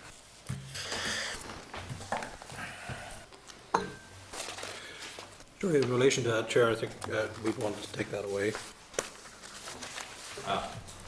What's the deadline? Well, I mean, the next meeting, because, I mean, you know, Friday. we got that late yesterday afternoon, and, I mean, I would have thought we could have had it before that. What's the deadline? Frankly, we want to have discussions about The it. FP committee? The deadline is Friday. If members wish to take it away and come back to the committee office with any comments that they might have, Deadline's Friday. yeah. And if there are any substantive comments, then we could bring that back next week. But if members are happy with it, then we can go ahead and issue it to. Just there's quite a lot of stuff in it Yeah. that we need to through more fully. Okay, is it a viable option, Jimmy, that if you're content, you can indicate on Friday, and if not, bring it back next Wednesday? Yeah. Yeah, sure. Yeah, sure. I'm happy to have comments via email in advance of Okay. Friday. The timescale wasn't of the clerk's making, obviously. Sure. Well, Megan? I'm not Okay.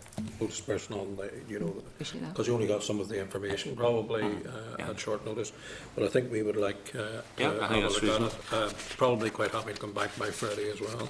Megan, would that be a reasonable option? Yeah. Either content on Friday or not content, bring it back Wednesday? Yeah. Okay, thank you. Thank you. Right. The Northern Okay, members, back in open session. The microphones are live again. We are quorate to take evidence, but not to make decisions. So just to the chairperson's business that I think we can look at. There's an invitation to a chairperson's forum breakfast. The briefing subject is lessons from audit. It's next Wednesday, the 10th, at the HSC Leadership Centre. Could you please respond directly if you wish to attend? Also, and this is page 121 of your packs, there's an invitation to the launch of the Human Rights Commission annual statement. That's again next Wednesday, here in the Long Gallery. Dominic Grieve, QCMP, is the keynote speaker. The theme is Reform of the European Convention and European Court, charting the way ahead. Again, please respond directly. Can I also remind you again next Wednesday that the Latvian ambassador will be visiting Parliament buildings. We've been invited to lunch. If you haven't responded, could you please do so to committee staff on this one? And finally, for now, just to let you know, I'll be attending the next EC UK meeting. It's in Scotland on Monday, where all the European committees of the various parliaments and assemblies get together. And that is all we can do, I believe. Should I give you that? Karen, can I give you that just so we have it? Okay, so with apologies to officials, sorry for the delay. We're now having our final briefing, and it's the second half of the department's update on programme for government commitments. The commitments we're looking at today, 31 and 32, which is the Social Investment Fund, 33, childcare, 34 and 7, delivering social change, and 67, which is building a united community. We've been advised by the department an update on 38, which relates to age discrimination, has not been provided as there are no developments since the briefing we received in June. Page 251, members, gives you your clerk's brief. Page 253, the updates from the department. And page 283 is a copy of the Hansard from the previous briefing of Wednesday, 11th of June, and we also have our blue folder. So we welcome Gráinne Killen, Henry Johnson and Dennis McMahon. Dennis. Thank you, Chair. I won't keep you, Chair, just other than to say a few words, just to say that last time we were here was the 11th of June. Since then, obviously, we're looking at quarter 1 and quarter 2 of this year, of this financial year, an update. Overall, around 83% of the commitments are on track at the moment, which would have been compared with around about 70% at this time and the last time. So really happy, Chair, just to go through the commitments in order, unless there's any general questions. Yep, no, please. So we start 31, 32 then? Yeah, so 31, 32, the current position, sorry, just find the briefing. So the current position on this is that we've got £10 million worth of capital issued through letters of offer under this Social Investment Fund, and £24.4 million of revenue. That's 25% and 61% respectively of the total project. And we've also got a number of other capital projects which are at final approval stage. A number of other projects were at final approval stage, capital and revenue. And these would amount to £12.3 million capital and £6.5 million revenue. And that would bring us up to 56% and 77%. We're still working through the process of approving cases, but we're also now working much more closely with lead partners and with organisations delivering these programmes on the ground. When they've got, typically what's happened is they've got letters of offer, and then they'll have gone through a planning phase to see how they're going to deliver the project, and then we'll have gone back to them and we'll be giving them, working through with them on their procurements. And then once the procurements are done, basically, we will be able to proceed into serious expenditure. Just for my information, Dennis, it's £80 million, 40 for dereliction, 40 for deprivation. At what point and how did you decide to split that in terms of capital and non-capital expenditure? Well, ministers decided that at the very beginning that the programme would be £40 million capital and £40 million revenue, and I suppose the dereliction and the deprivation were seen as two sides of the same coin. So the idea was by having a broadly equal amounts, I think ministers felt that that was going to... So that was the split? That was the idea, and that was in the first programme for government, so it was, or the first draft of the programme for government. Okay. I don't want to bang on about it, but clearly the milestones for 14-15 for this financial year was to have the money spent. And is there an update on, or is there any point even asking, is there an end date in sight for total spend? I don't think we can give you that at the moment, Chair. I think there's a number of reasons for that. The first thing is that obviously the aim is to get as much of the £80 million out through the door. But first of all, I suppose there's the issue of getting the approvals in place, and that has been difficult. I mean, the last time I was in front of the committee, we talked about some of the processes we were putting in place to try to get things to move, and we've made some movement. Obviously, there's been some additional approvals, but it has been very difficult, particularly around issues such as need. We've found that quite difficult because some of these projects, particularly the capital projects, they seem like perfectly reasonable projects. But for us to be able to get them through the financial approval processes, we need to be able to demonstrate, and the lead partners need to be able to demonstrate that they're definitely going to use these facilities and that they're going to have the uptake of these facilities, and that's been something that we've struggled with. So there's other issues like that we're trying to struggle with. The other side of it is then we're now trying to manage the profiles within the budgets that we have. So it's not that the commitment has not changed. The commitment is to 80 million, but it's about making sure that we're managing that within the financial profiles on a year-to-year basis. And it's been harder. It's trying to match those two things up, really. But the aim would be to have the bulk of this spent by 17-18, and you know, that's where we are at the moment. But and bulk of it by 17-18. That's the intention, but it's, you know, again, it is moving. There's no, I can't say otherwise. Sure, I mean, you can sure. see that from the actual figures that we've got here. It's taken longer than we intended and would like. Yeah, and again, I mean, I don't want to just go over old ground, but I mean, is that 80, 90%? I don't have the exact figure on the. I don't know. I think what the constraint which Dennis alludes to is, I think, which Mark has covered before, is that we have available in central funds £14 million of revenue and £15 million of capital. Yeah. There are a number of calls in the revenue. In terms of capital, essentially SIF is the only substantive call on that capital funds, and in terms of those forward profiles, I would obviously be less than the 15 million which we have available this year. We will have available next year. What we have available in the following years, we won't know yet. Our assumption is it will be maintained at least the same level. Okay. Just one more from me, and it's slightly broader, if you don't mind, Dennis, because earlier on, I was sitting in Henry's chair, was Joe O'Donnell, when we were talking about TBUC, and you know, Joe was making the point that, you know, for decades we've been in conflict, we have division, and for decades we have had the same geographic areas as areas of multiple deprivation, you know, top of the league table, and clearly we've, you know, in some cases tens of millions of pounds has been invested in those areas without shifting their position in the league table, which suggests there's something wrong. Yeah. You know, either it's the wrong intervention, or it's not enough, or whatever. It's a very fair point. I mean, it's something, and in fairness to when ministers designed or wanted this programme to put together and to put it out, they were very keen that we did something innovative, and the view was, let's try to work from the community up, so the projects would come from the community, and I've said that before.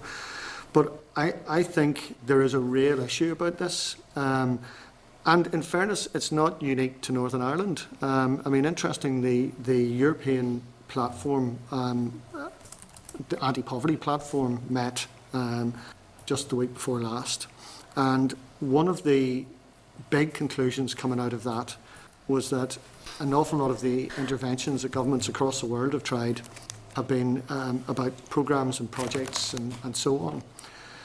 But when you actually really come down to the core of this, it's about changing some mindsets as well. And that's you're into very tricky territory. I mean, it's, as a civil servant, and even, I suppose, from ministers' point of view, it's comforting to be able to say, well, we've got a programme, it's going to deliver this, these are the outcomes, we'll have a building, or we'll have a scheme to enable people to try new work, you know, new types of work and new types of experience. But really, some of the issues we're trying to get at here are quite fundamental. And the argument is increasingly that we need to look at interventions within the family. So rather than us telling people what we think they need to do, there needs to be something about working with families so that they're actually identifying how they are going to get out of poverty, and then how we can support them. Yeah. So it's a very different way of doing business. But I'm making the point that I would acknowledge the point. I mean, to some extent, we've all been trying. Let's do our best. Let's try to get new projects out. But I think we just, and I wouldn't want to undermine that. There's been a huge amount of progress made across a whole range of areas. I mean, we'll be coming to signature programmes in a while, and they have definitely had a significant impact. But ultimately, it's about how do we get to the mindset issue, and that's crucial. I'm 100% with you there, because you know I would, little hobby horse again is mental health and well-being, but yes. I don't measure that in. I'm not talking about a medical model for that, and I'm talking about families and communities where it is like a mindset change, and if you can affect that, it is potentially transformational, absolutely. Members, I think we'll take questions as we go on each block. So, Deputy Chris. Thanks. How much money is uncommitted and or held at the centre now? At the moment, it would be 80. Sorry, I'm trying to work it out off the top of my head. It's 56. In terms of the overall £80 million commitment or this year? Yeah, from the 80 million. You went in, you were detailing how much was committed. 34 plus. Sorry, it's 46. 46. Yeah, is uncommitted. 46 does not have letters of offer associated with it. Okay. And then, as I said, there's a further 12.3 and 6.5, which are through the approval, most of the approval processes, and subject to some clarification around the budget and how we can profile them in. That would bring us up to 56% and 77% of it having been, 56% of capital and 77% of revenue having been committed. Right, okay. Is there a point you reach, given the current budgetary difficulties, where you decide to reallocate that to other pressures? Well, the way we've used the budgets, I mean, Henry talked about £14 million revenue and £15 million capital, and that's typically what we've had from year to year. And what we've tried to do all along was to use that budget to, as best we could, to deal with the anti-poverty agenda. So, for example, we built that into a consolidated delivering social change fund, and the idea behind that was really so that it could be used for childcare, or it could be used for some of the delivering social change signature programs. So it has been being used on other projects? The revenue money has been being used. The capital money, essentially, we did not have a use for any large amounts of capital money, and that's been going back in the normal way through monitoring rounds. But the key clarification point is that £80 million commitment is still there. It's there over a longer period, but it is still there.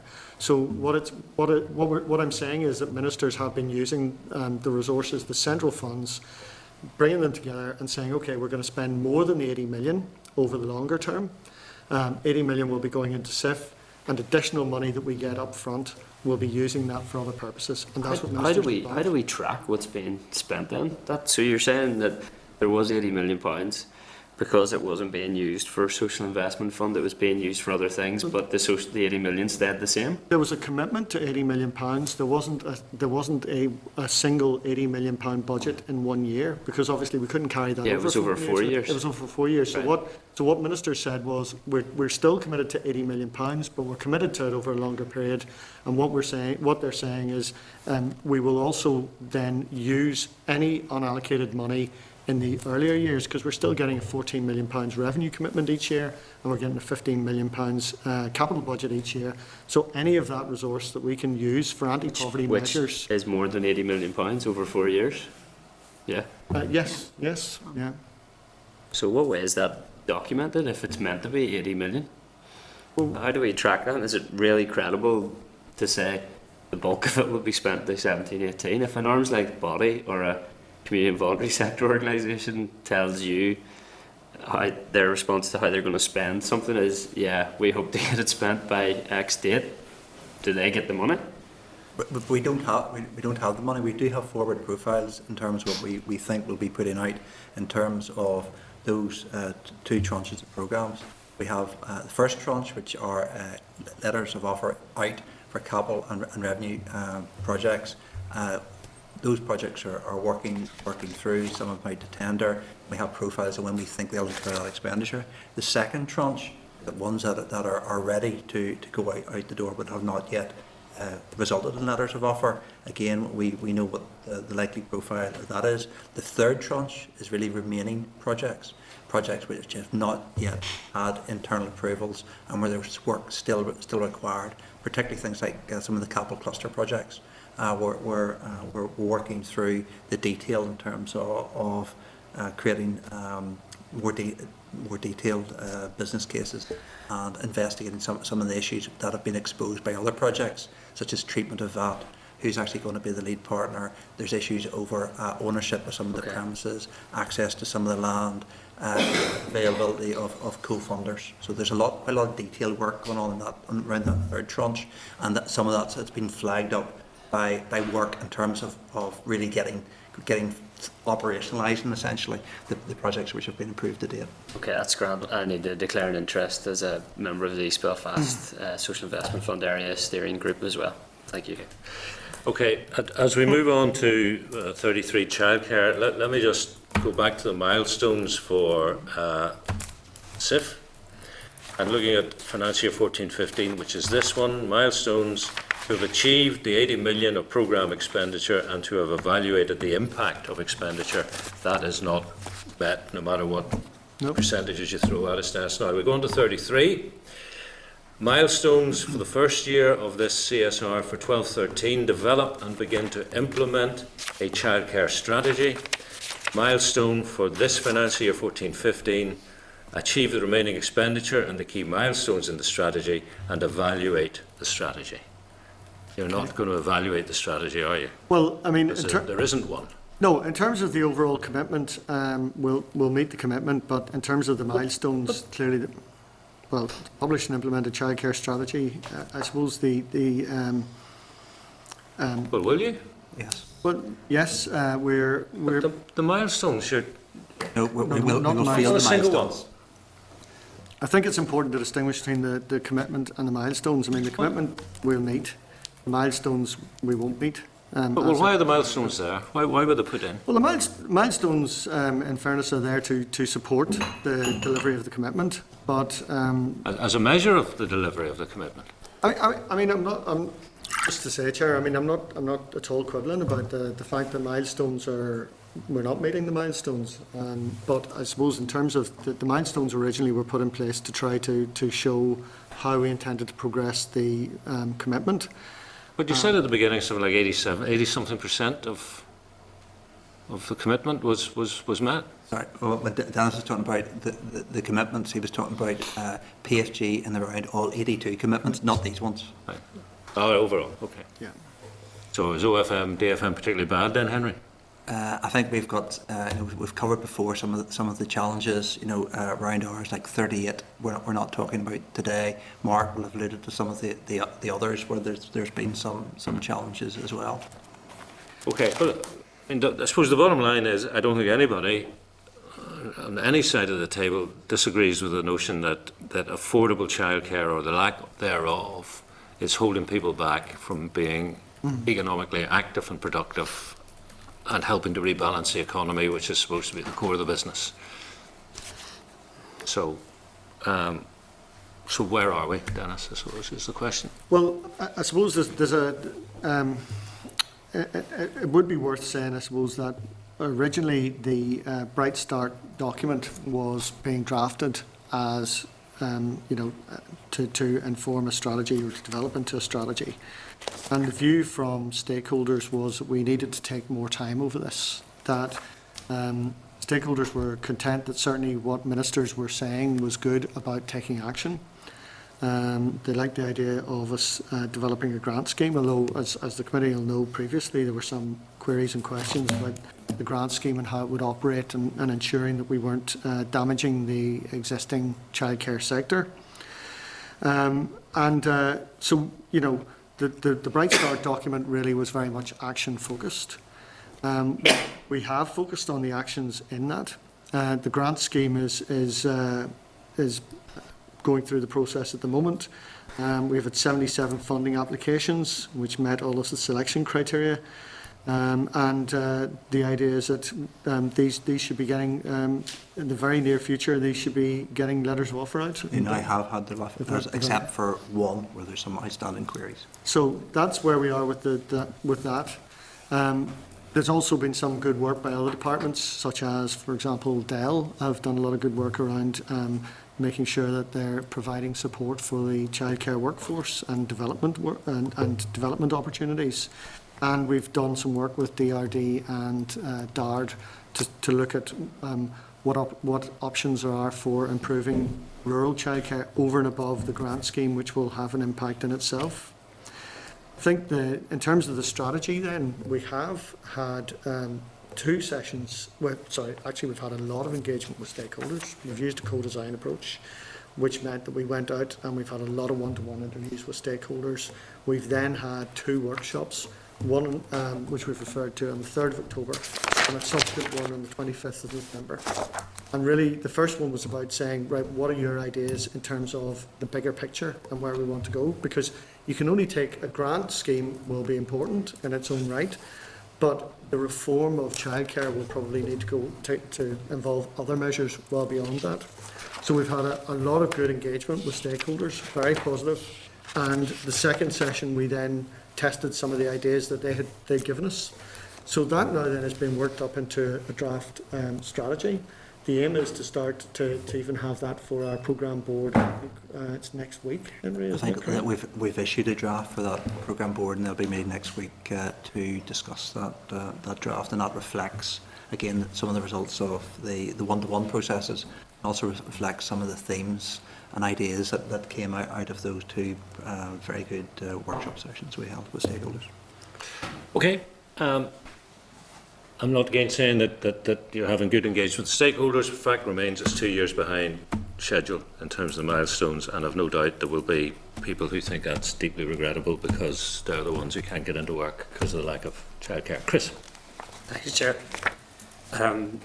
One of the key principles of the key first actions is informed parental choice, and one of the key first actions is better access to information on childcare and related financial support.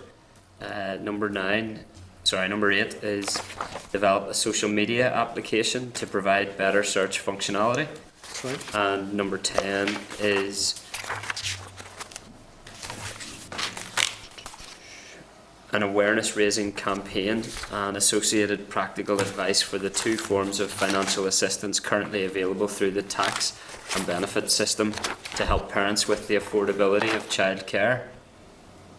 What is progress in relation to those 2 key actions? 10 or 8 and 10. 8 and 10. Well, in terms of the app is now live and it's available for download from Apple and Android stores. It's been developed further to make it available for use on Windows and Kindle mobile devices, and basically the promotion of the app is now underway through social media. What's the name of the app? It's Families NI. Yeah, after I think Martin and I briefed the committee a couple of weeks ago, I think we sent detail to the committee clerk with some screenshots and things about where to get it and how to download it. So, I mean, in terms of key first action 10, obviously we've got some of that is happening through social media, as we talked about earlier, and distributing promotional material links. And we're also looking at, I mean, there's things like packs that, newborn packs that you get, maternity units, things like that. So we're looking at various ways to try to do that on a low-cost basis. In terms of a full media campaign, the position just isn't quite as positive because obviously there's an issue around funding at the moment generally. So we're trying to do as much of this on a low-cost basis as we can. How can there be an issue around funding with a £9 million underspend on a £12 million budget? Well, again, it's the fact that we haven't. If we had taken the £14 million central funds each year and we'd said, right, we'll only use that for, well, I suppose to answer the question in a straightforward way, we have the budget there, but we can't allocate. If we are going to achieve the momentum we need to achieve on SIF, now that it's starting to move forward, and to achieve the momentum on the grant funding programme, it isn't possible to do all of that and to afford the advertising campaign. So ministers have had to take a decision about prioritising that. It's really unclear to me. So there was a £12 million budget for childcare between 11 to 15, £9 million of which hasn't been spent, but you can't undertake a £250,000 advertising campaign? But again, the point about this is that the £12 million budget isn't a budget in 1 year. We don't... No, 4 years. Yes, but in reality, what we have is a recurrent budget of £14 million revenue and £15 million capital, and that has been put together into... For social investment fund? For a single Delivering Social Change consolidated fund, which can be used for social investment fund, childcare, and the Delivering Social Change signature programmes. And the idea is to use that fund then flexibly, so that we're able to spend the money now on sensible programmes that ministers want, and that if some of these programmes, such as SIF and the childcare programme, take longer to fund to get up to the 12 million, then that's what we have to do. So that's what we've been doing. Has the Social Protection Fund gone altogether?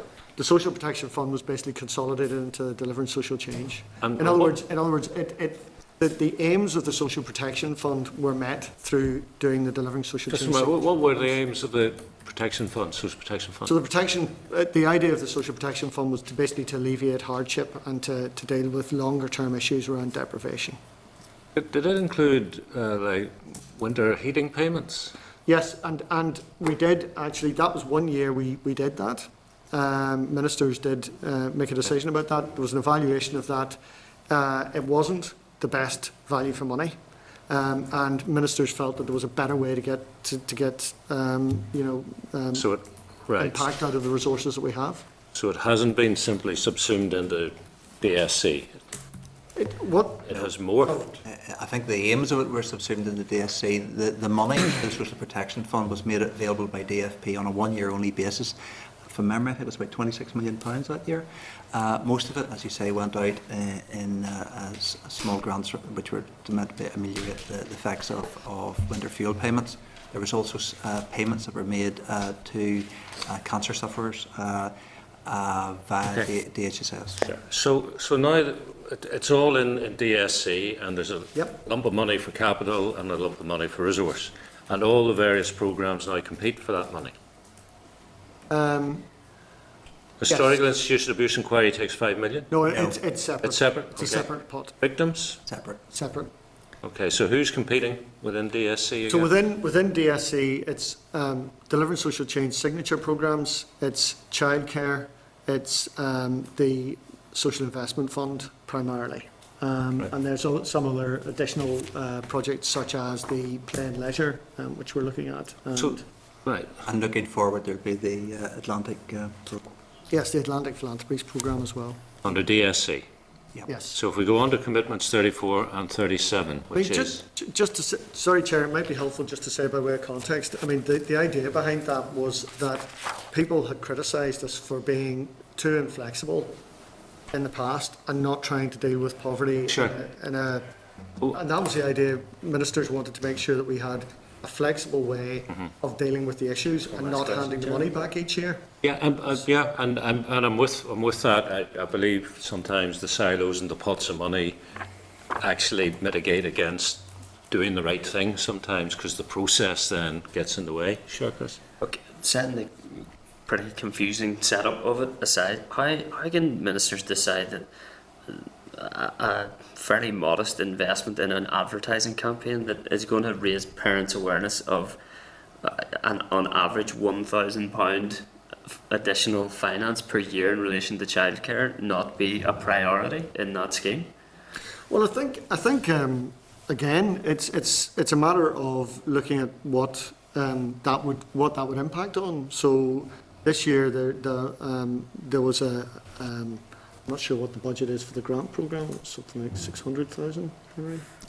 The Bright Start grant programme, the original budget was 1 million, including the admin overhead. I think we will generate grants of about 450,000.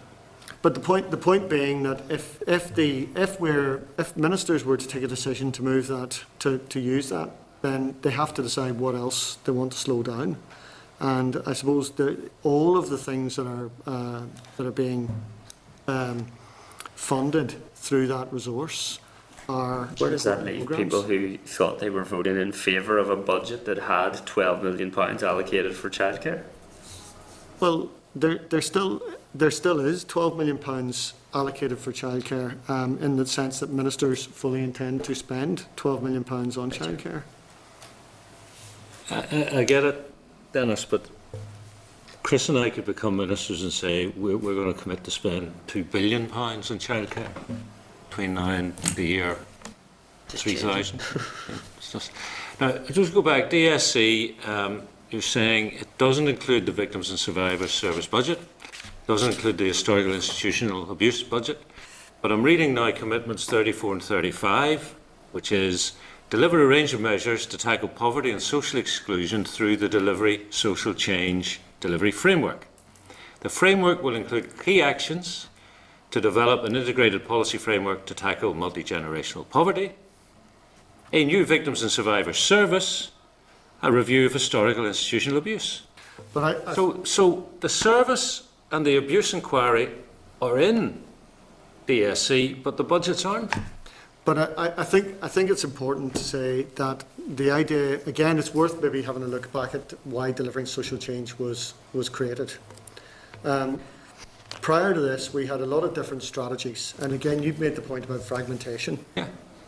And there were two problems with that. One was, we've talked about the funding issue and the fact that there was some fragmentation of funding, but there was also a fragmentation in terms of delivery. If you remember, the argument was we needed to work much more closely and effectively with departments. And so under Delivering Social Change, there were a whole series of different work streams that needed to be taken forward. So there were policy work streams, there was work streams around making sure the Victims and Survivors Service was set up, there were work streams around all the things you've identified.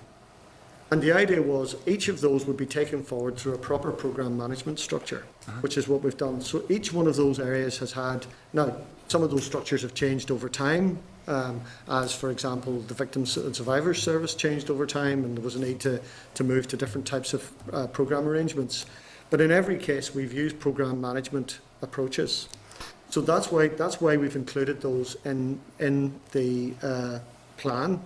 Because it wasn't just about having a central pot of money. In fact, I mean, that was the whole point of Delivering Social Change. It was never going to deliver, it's a significant pot of money, but that was never going to deliver social change in its own right. It was about how ministers worked with departments, and we've tried to use a different approach. And in some cases it's been more successful than others, but in fairness, there's been a much greater level of work across departments and a much more disciplined approach. Yeah, well, that's all the plan really reflects. It's only saying that. Right, and you're absolutely right to say that I have been very much purporting that we've got to get away from the vertical and do the horizontal across department. But I'm just still confused, Dennis, that we have a programme for government commitments 34 and 37, which include the Victims and Survivors Service and the Historical Institutional Abuse Inquiry, but not their budgets. So under which commitment or commitments do those budgets rest? Well, I think it's important to say the Delivering Social Change Integrated Fund does not come, well, I mean, they have their own separate budgets, and they're all OFMDFM budgets, but... Where are they in the PFG then? Where are the... Where are those budgets within the programme for government? If I want to say, I want to check this out. All of those commitments have budgets against them. We just haven't, we haven't brought those together as part of the Delivering Social Change Integrated Fund. But you have a Victims and Survivors Service because it's a programme for government commitment. Yes. And it's commitments 34 and 37. Yes. But its budget isn't part of commitments 34 and 37. It's not part of the DSC budget. It's not part of the single. It's not part of the. It's not part of the single fund. The single fund was created really from the funding which was allocated for the Social Investment Fund and for the. So how much is the DSC fund? The DSC fund is that we have available in each year £14 million revenue, £15 million capital. And does that include the Victims Survivors Service and the Historical Institution? So that's in addition to on top of that, every year we've been given. The year and at the beginning of the year, extra funding in relation to victims and in relation to historical institutional abuse. So why isn't that part of the DSC budget? When they're DSC commitments? Because those are very different. Although all of the actions that are included in that plan are all things that ministers felt would have a wider societal impact. So they were all part of delivering social change. Yes. So setting up the Victims and Survivors Service was going to try to change a really important aspect that you're very familiar with. Yeah. And it's got a budget. And it's got a budget. But not part of the DSC budget. But all that is saying is that that's saying that ministers are quite content to transfer resources between SIF on a year-by-year basis, between SIF and childcare on a year-by-year basis, to make sure that we're getting as much action as possible, and between the signature projects, because all of those measures are about anti-poverty and have particular impact. So ministers were content that we needed flexibility between those. Yes. What they wouldn't want to do was to have a very easy interchange between those areas of work, between the money for those areas of work and the money for the Victims and Survivors Service. And to be fair, if suddenly ministers decided, well, we're going to take £4 million out of the Victims and Survivors Service and we're going to just reallocate that across to delivering social change projects, I think there would be a problem with that. But that's my point. Is you've got an historical institutional abuse inquiry, which, by the way, as we know, was getting its funding out of monitoring rounds, and has now got a ring fence £5 million. But that's not part of DSC. The programme's part of DSC, but the budget isn't. That. I think it's a separate ring fence budget. It's a separate ring fence budget. The other thing in terms of that central DSC fund is that central DSC fund is held by DFP. Only some of the money actually comes via OFMDFM. The majority of the money will actually go directly to a department who is delivering on a project, particularly the signature projects, primarily the Department of Education and the Department of Health. That's nothing to do with the historical institutional abuse. No, it hasn't, but the historical institutional abuse funding and the victims' money, and for example the multi-ethnic development fund money, which... So where's the Victims and Survivors Service budget? It's in... We have it's in OFMDFM's own budget lines. Mainstream budget lines. Yeah. And in the same way as that last item there, it talks about measures to promote the rights of people from an ethnic minority fund. We've historically had we've a separate minority ethnic development fund, and that again is ring fenced because ministers do not want to move the money from there into some of the delivering social change signature projects on a year-to-year basis. So I suppose what I'm saying is, it's the point is that some of the funding has been brought together to give flexibility, but not all of it, because some of it has to be ring fenced to. And in fairness, I mean, the other thing is a number of the things that we're trying to do with departments, they have budgets outside of delivering social change as well that are contributing to it. So, for example, Department of Education, we had we'll come to it, but there's one of the projects where Department of Education have added some of their own resources outside of ours, and that's a good thing. That's what we want. Yeah. I mean, if we were going to limit it to only the resources we had, then there wouldn't be any chance of delivering any change, but certainly not social. We're all the parties of the executive are now looking at the financial pressures and the challenges for the next number of years ahead, and we're being given briefings about there's capital spend, there's resource spend, there's ring fenced and non-ring fenced. I mean, that's all you're saying to me is yes, yeah. But it doesn't say that there's ring-fenced money for the HIA, there's ring-fenced money for the VSS, but it comes under DSC. You're telling me the programme's under DSC, but the budget isn't, and that fries my head, Dennis. I don't understand that. I think it's a fair point, just even from this conversation. Obviously, there's maybe more information we could give, or give it more clearly. But I mean, the principle, hopefully, have been able to get across. But we can certainly happy to provide you with numbers. You missed the statutory duty for laying the child poverty report. Are there any consequences? Do you want to comment on that? If there's anything? I think we're briefing the committee the 14th of January on the. I think we've now transmitted. Hopefully both a draft. We received a draft yesterday, members, and it will be in your packs for next week, and we'll seek a briefing as soon as possible, which will not be next week for logistic reasons. But what are the implications for missing your statutory duty there? Well, we should have tabled both the revised strategy and the annual report at the end of March. Yeah. So what's the consequence? not clear that there are any consequences other than the fact we would have liked to have got the new strategy out and agreed. As you will recall, what we did do over the summer was to try to conflate work on the new children's strategy, some of our statutory reporting duties and the anti-poverty into a single unified piece. Which should failure to comply with a statutory duty not have consequences? Well, I suppose there's always the danger of challenge associated with missing a statutory duty, and that's the. But I suppose ministers took a view that they had to balance that against the very strong, view that more time was needed. And that we needed to produce a plan which met stakeholders' needs. And certainly the view of the key stakeholders in the area was that they would prefer to see this happen rather than to push this to a deadline. Which I think they were keen to see that they have a single product that was produced late, which they were content with, as opposed to a product which was subsumed into something else which they were not. And are they content? Well, we'll see when we go to consultation on the document. Certainly, it reflects significant work with stakeholders. It reflects significant work around OBA workshops, which we held with stakeholders, and we are confident that they will. So as we stand, it's definitely late and may not be pleasing to your stakeholders. Who knows? We shall see. Well, have you ever laid it on time? We would expect stakeholders to. Have you ever laid it on time? Yes. Yes, we have. This is the first year we had to produce the new strategy. In previous years, we just had to do a report. The other thing is, because we are late this year, we're actually trying to compensate for the fact that we're late by actually including some statistics which would not have been available had we tabled it on time. Ever been late before? Yes. We have been late on no problem. One occasion. Okay. Anything else, members, on delivering social change? If not, the final programme for government commitment is Together Building a United Community, which is commitment 67.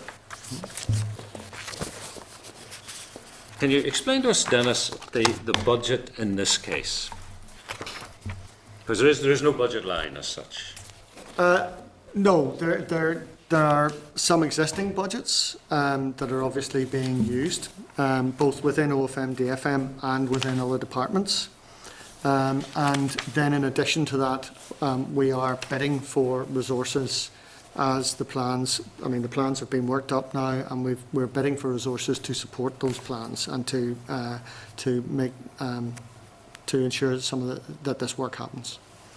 And that's where we are at the moment, Chairman. And to the extent to which monitoring rounds were being used, what's the danger? What's the latest sort of risk assessment to TBUC?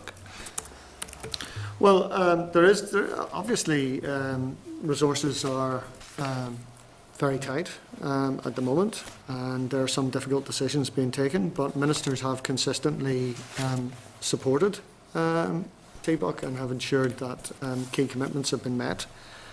So in terms of certainly political will, our expectation is that resources will be found to ensure that these programmes move forward. That's the basis we're operating on.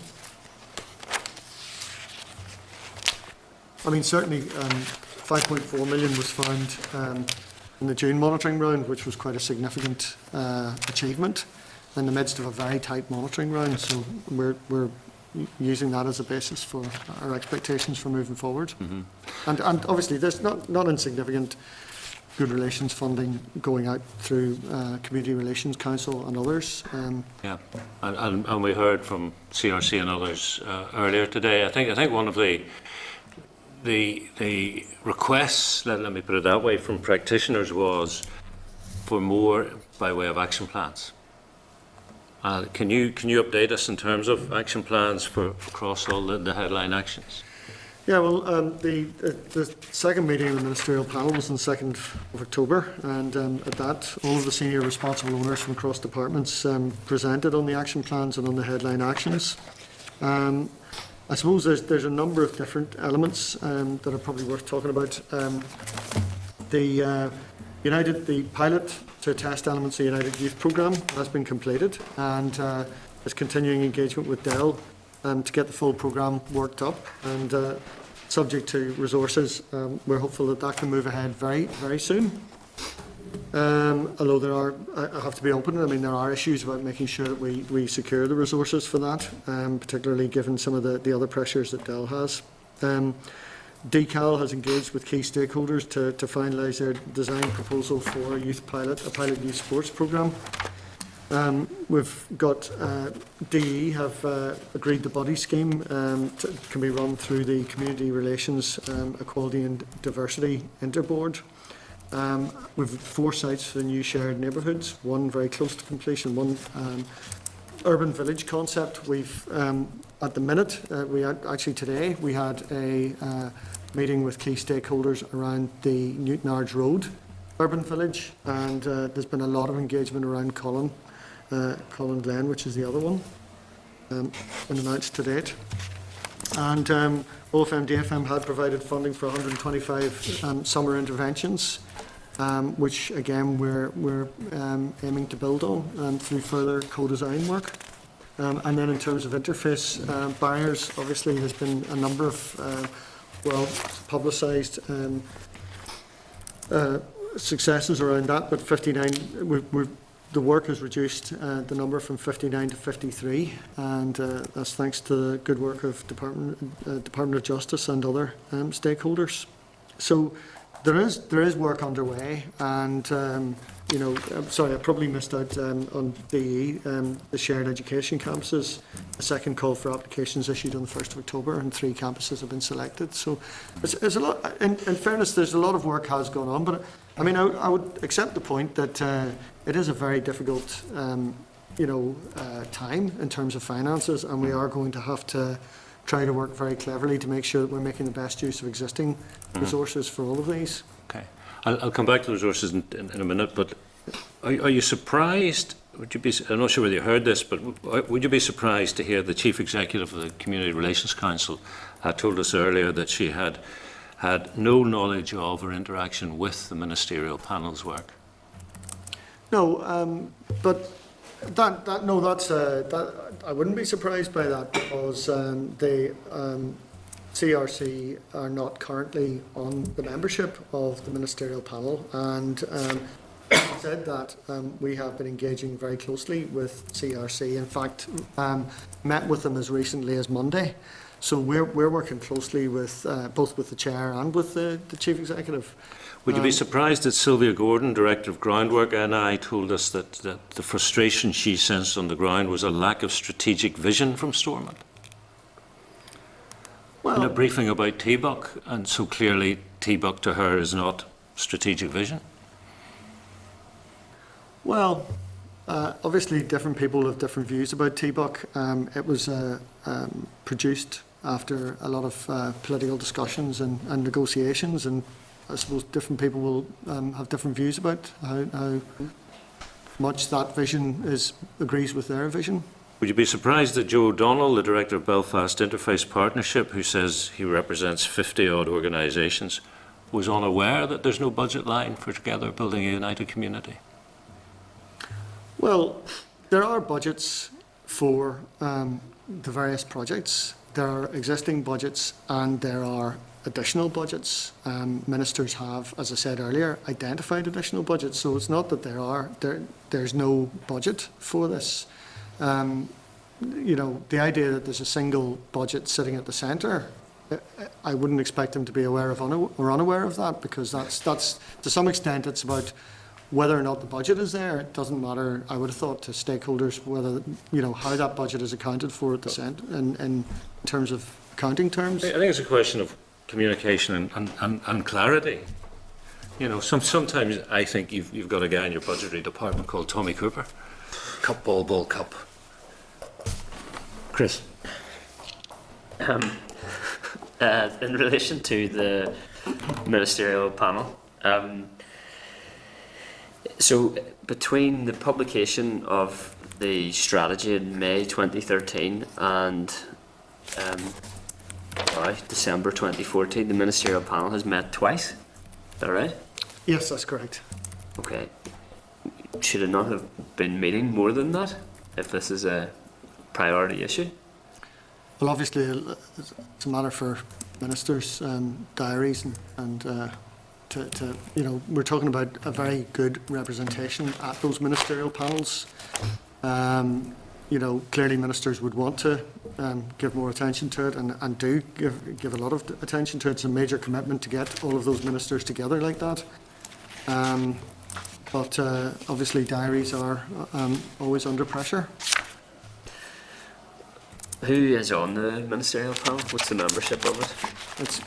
We can give you the full membership, but it's Okay. basically the executive ministers, and there's also some external representation, including at the last meeting from NICFA, Housing Executive, and Solace NI. NICFA, Housing Executive, and Solace NI. I think I've been through this before. I'm still astonished that Community Relations Council aren't amongst those representatives then, but okay. To move on, you mentioned Department of Education has, in passing, I think I caught what you said, that has agreed that the buddy scheme can be delivered by the Community Relations, Equality and Diversity Interboard. Yes, that's right. Correct. What is that? It's basically it's an organisation that's got a background in terms of this sort of running this sort of scheme and has done a lot of work in this area. So again, be happy to get you more background on that. But that's Have you any idea of the membership of the Interboard? I don't have it in front of me, but Okay. There's obviously an existing organisation, Community Relations in Schools, that delivered its buddy scheme with the assistance of OFMDFM contested spaces funding over a number of years. Have they been communicated with to advise them that the buddy scheme can be delivered via the CRED Interboard? I'd need to check all. I haven't personally communicated that. I need to just check what the position is. Okay, because they've been corresponding fairly proactively with OFMDFM and Department of Education. I think it'd be pretty concerning and very poor form if that has been communicated to us today without any interaction with Community Relations in Schools. Be keen for you to provide us with an update on that as a matter of urgency. Thank you. Okay, final subject, Dennis, I think, is the draft bill for the establishment of the Equality and Good Relations Commission. Can you give us the latest timeline? Obviously, there's a lot of drafting work has been done. That's under consideration in the department. That's all I can say. There was an ambition to have it across the line before recess, yes? Yes, that's correct. And still, that remains a viable, reasonable, achievable ambition? Yes, it could be done if there's agreement. Be done. Okay. Members, last call. Going once, twice. Brian, Henry, Dennis, thank you very much indeed. Members, we're not ordered to make decisions, so I cannot take you through the forward work programme. So we will have to postpone that to next week. I think we can ask if there is any other business. If not, next meeting Wednesday, 10th of December, room 32 p.m. 1:30. Oh, sorry, 1:30 next week. Meeting